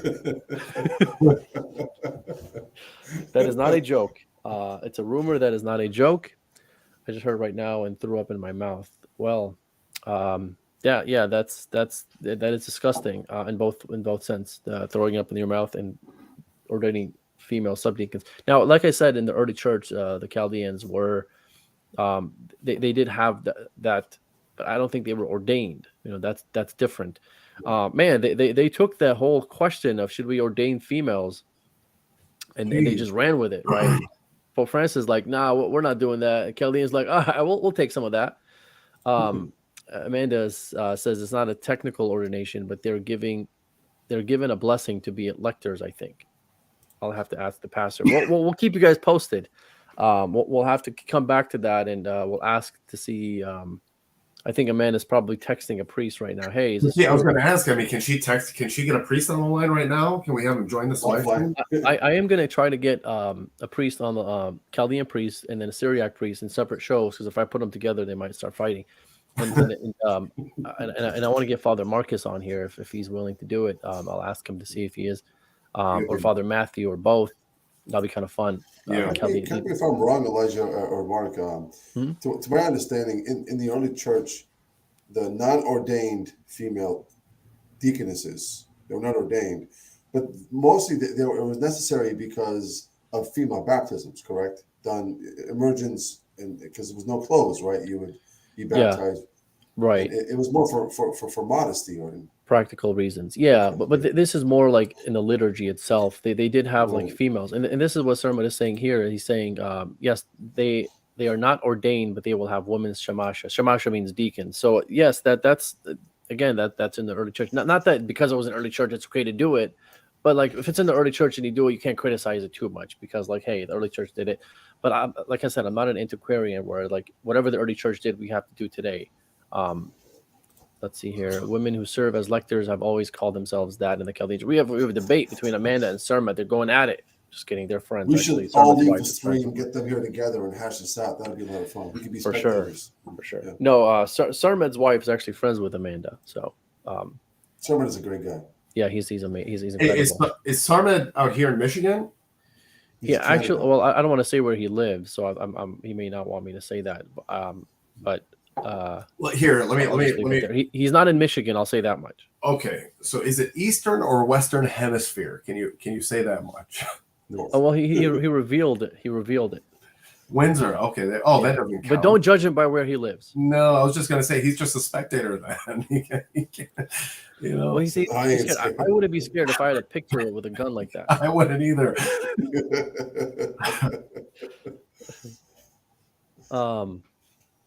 Let's see. I think that there's no more. We're continuing on this conversation that we just reported. I still don't know what I reported. So, Windsor in Canada. Yes. Well, I hope I didn't reveal too much, but yes, yes, Windsor in Canada. Let's see here. Let Enoch drop some beats and let's have a rap battle, some beatboxing. I just got finished doing a new skit because I'm doing these skit with raps. So Hallowed, he's a Catholic artist. He does more grunge, punk music style. He's very talented. He just came up. He just sent me a beat and he said, "I made this. I don't know if you want to use it or not. I made it for you." And it's like 60 seconds long, and it's like a chopped up sample of Immaculate Mary, the hymn. And so what I did with it was I have a skit. I'm releasing it tomorrow. It's Saint de Montfort and Saint Maximilian Kolbe come into the studio, and then we were supposed to do the song together. But they start going back and forth on who's more devoted to Mary. So there's a rap battle between De Montfort and Kolbe. I just finished the skit, I'll release it tomorrow. So it was kind of fun doing that. And a lot of people don't know what you're talking about. Release it where? So why don't you tell people what you do as far as like the YouTube channel, where they can find you, and on Instagram, on YouTube, and things like that. Yeah. So Enoch is the YouTube channel. I'm doing more skits, putting more music on there, and I also do these get to know interviews where I take some of these Catholic personalities because a lot of people know their work, but they don't know them. So it's lighthearted. We go back to childhood, favorite cartoons growing up, favorite food, favorite fast food chains, stuff like that. How you met your spouse, life growing up. So it's really fun. We go through that, and as far as Instagram goes, that's where I really do a lot of the bulk of my promotion and uploading. And that's Holy 40 Project on Instagram. And then last thing is, if you interested in listening to the album, you can stream it on every possible stream platform that the industry offers. Should we play a song from the album? I think we've gone long enough. I don't know if these people want to suffer even more. They can leave if they want. They're not being held hostage. Oh man, they're suffering. Yeah, they are, poor people. Let's see. What are you guys' thoughts on First Clement being scripture? It seems to say it is, and I think it reads like scripture. Well, I mean, I can't say it is because my church says it's not, so I really can't say anything beyond that, and I have to be obedient to my church. So I will. It's not a canon, yeah. It's not, yeah. So, but that's a good question. Yeah, it does. It's a beautiful letter. Absolutely. It's time away from purgatory. You guys want to call it a night? Yeah, we got. Or you guys want to stick around until maybe a little longer? What do you guys think? I can do maybe about another 5-10 minutes. Yeah, okay. I'm almost done with Yeah. Oh, he wants to finish his little bourbon. Elijah Craig today. Yeah, that was amazing. Elijah Craig today. I'll be in Kentucky visiting Enoch in a couple days. We'll probably do something. We'll probably shoot something, whether it's a in-person show or a skit or something like that. I've done a skit with him before on his channel. It was that's right. Blessing one. Yeah, that was good. That was fun to do. And then next time I'm in Michigan, the three of us will do a skit. Mark, you'll be the main character. I have this idea that I ran past Mark. I told Mark about it. I don't know if you guys heard of a game called backgammon. I know Middle Easterns love that game, backgammon. Backgammon and theology. You sit there and you play backgammon to people while discussing theology. Just the noises of the backgammon, the dice hitting the board, it just sucks you in. And then while you're talking theology, I think that would be like 5 to 10 subscribers. A roll. Yeah. Exactly. That's what overall. I have nothing to do right now. Let's go to 2 a.m. I'm actually shocked at this guy's English. I mean, being that he's from Canada and stuff, like it's impeccable. English? Yeah, how well his English is. Oh. Well, his name is Surmed. You would not expect a Surmed.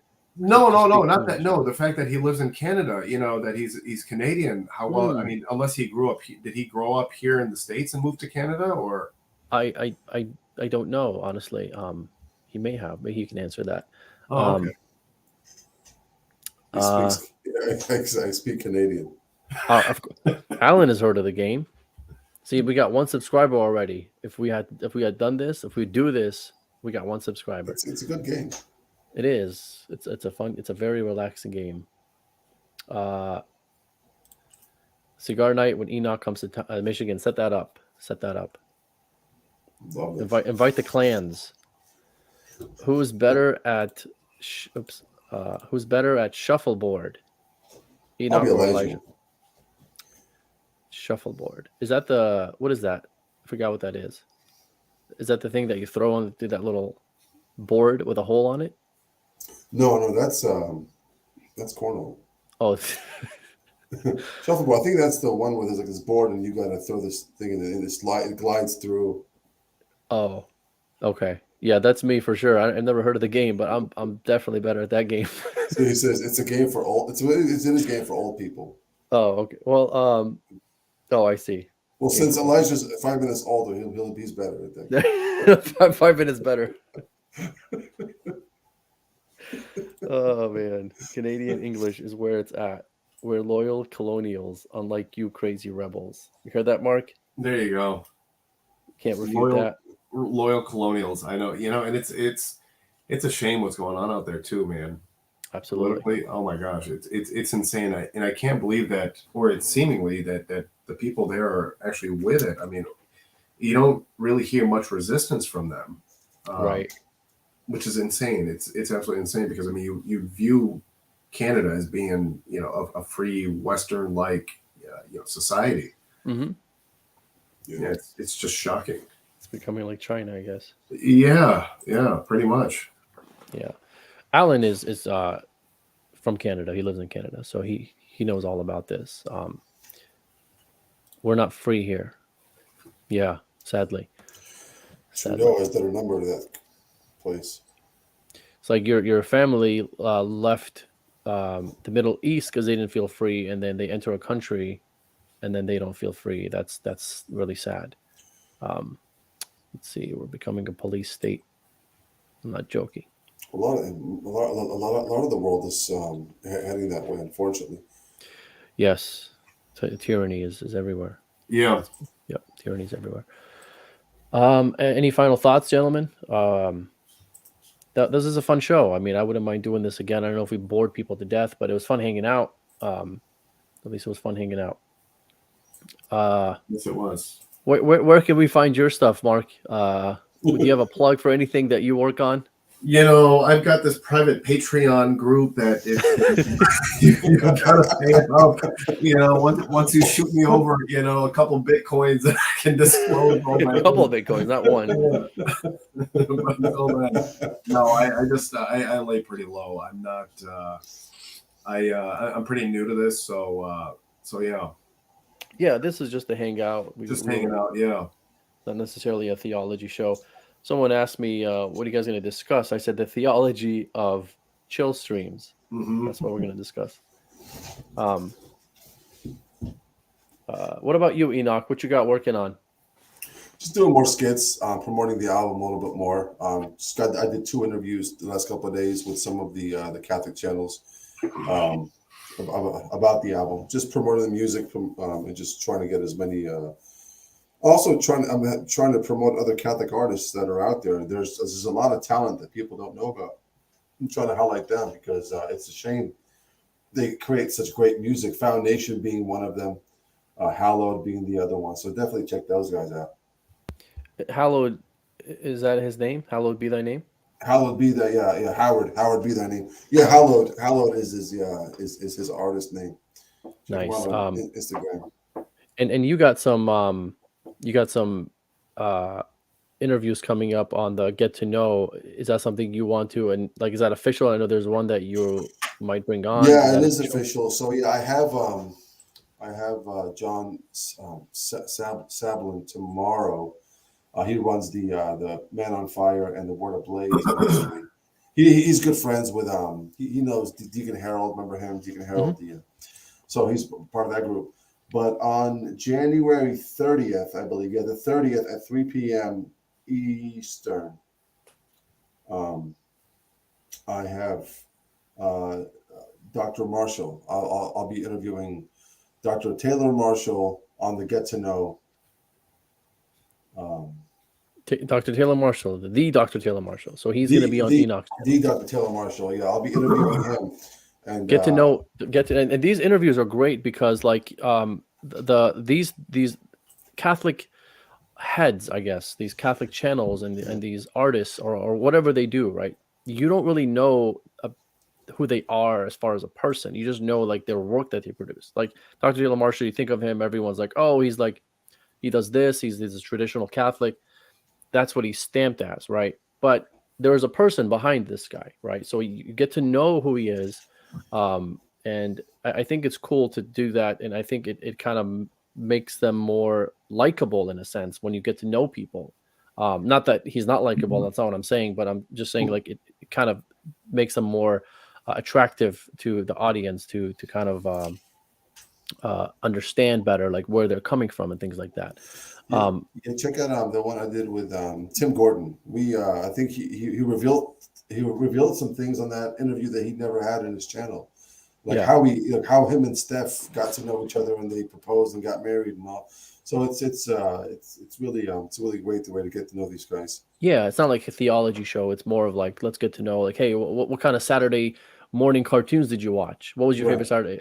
Who's your favorite comic? Who's your favorite superhero? Like, things like that. Did you play video games? What did you play?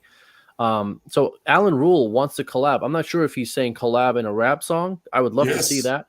Alan's gonna come with the bars. But I think he means collab on his channel. You should bring Alan on your channel. That's what I was going to say right now. I would love to get Alan on one of the Get to Know interviews. There you go. I'll give you his contact information. Please you can contact Alan. We'll throw some dates. I would love to get him on. Absolutely. Get Mark too. Mark, what was your favorite Saturday morning cartoon? Get to know Mark right now. I just. You guys, my signal just broke out. So what was the question?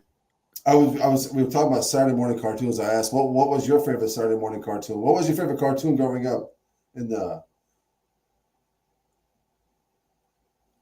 I think he's having internet problems here. We'll give him a minute, see if he comes back. Let's see.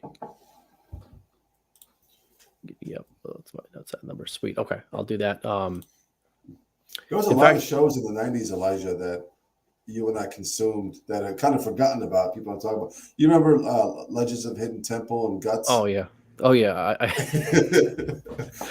I love those shows. Nickelodeon all day, Double Dare. Okay, here we go. I think I'm back on. There you are. So go ahead, Enoch. Ask him your question. Yeah, but we were talking about like growing up in the 90s and watching cartoons or Saturday morning cartoons or TV shows. What was your what kind of shows were you into growing up? Oh gosh, man, those were the best times. Everything Nickelodeon. Was it Nick? Yeah. Rugrats. We had. Hey Arnold, no, not Hey Arnold, no. Yeah, Hey Arnold was on there. Doug, right? Remember Doug? God. Yeah, Doug was. Yep, that was my favorite. Doug, Rugrats. Are You Afraid of the Dark? Oh my gosh! Especially when they had like. I forgot about that. All that. Remember those little marathons that they had, like those all night marathons, like around Halloween. Yeah. Those are scary. Yeah, and they give you like that chance to call in, and you would actually think that you would be able to call in. I always like wondered, how is it that these kids are calling in and their videos are getting shown on TV? And I'm wondering like, how's that gonna work? If I try to call in, I still try to call in like an F1. They're gonna put me out there. Power Rangers.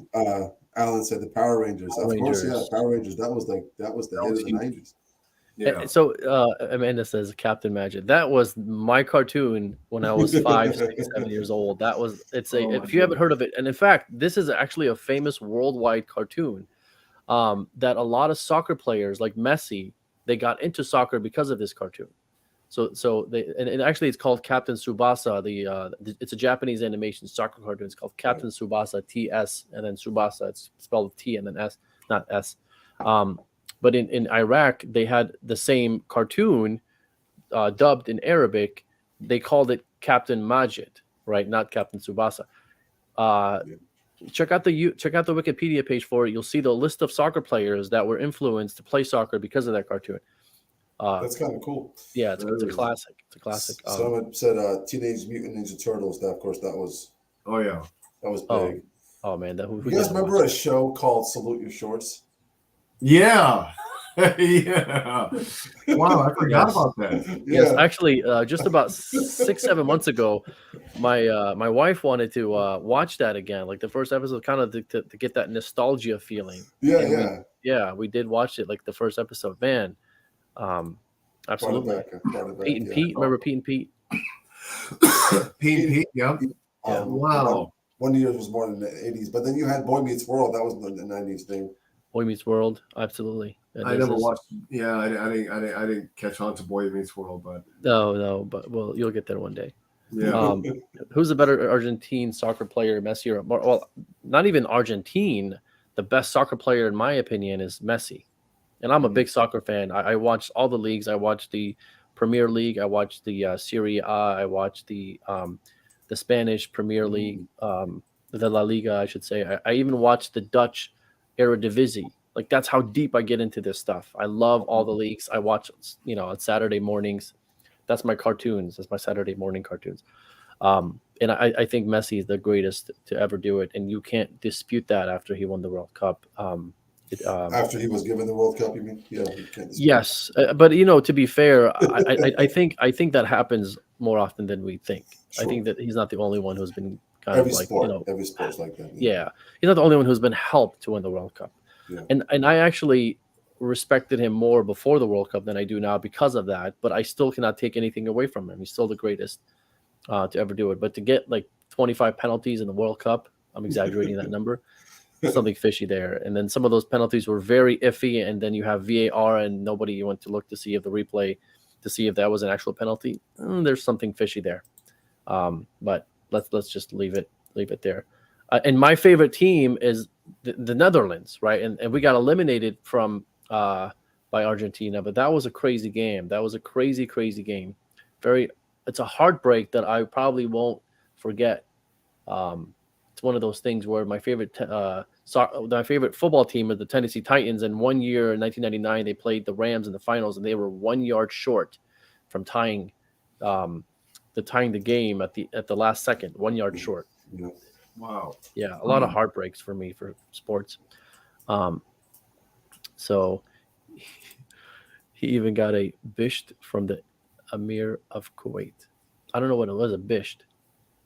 Is that something like, I think I'm supposed to know what that is, but I don't. Do you know what that is, Mark? A bisht? I feel like it's something. It's maybe something. It's something vulgar, maybe. Oh, really? I don't know. I'm just guessing right at this point. I'm just speculating. Oh man, you bisht. Okay, no, it's not. It's a clothing. That's what I thought it would be, a clothing. I think it's like argal. Oh, argal thing. Yeah, that's what we call it. Oh. I put bisht, and then this Amazon thing pops up for me to buy one for $60. Or I think it's the dishdasha. The dishdasha. Okay. Yeah. Okay. Is that black cloak with gold trim that the Emir put on him? Oh, okay. That's cool. Yeah, that makes sense. That's awesome. Yeah. It's funny that this Canadian is educating the Middle Easterns on a bisht. On a dish, right? We're pathetic. We're They pathetic. call the dish dasha. Yeah, here we all calling it a dish. We're the Novus Ordo version of the So Middle crude. Sort of. East. Not the way it's supposed to be done. Right. Yeah. The way we do it today. Gentlemen, I think we're going to call it a night. All right. This was fun. Let's do it again sometime if you guys are willing. I think people enjoyed it. Everyone who did listen and watch and tune in, thank you so much for being on. We really thank you guys. Don't forget to like, subscribe. Don't really share this anywhere because there's nothing to share. It was just a chill stream, I guess. But other than that, thank you, gentlemen, for being on. Good night and God bless you, everybody. God bless everyone. God bless. Have a good night.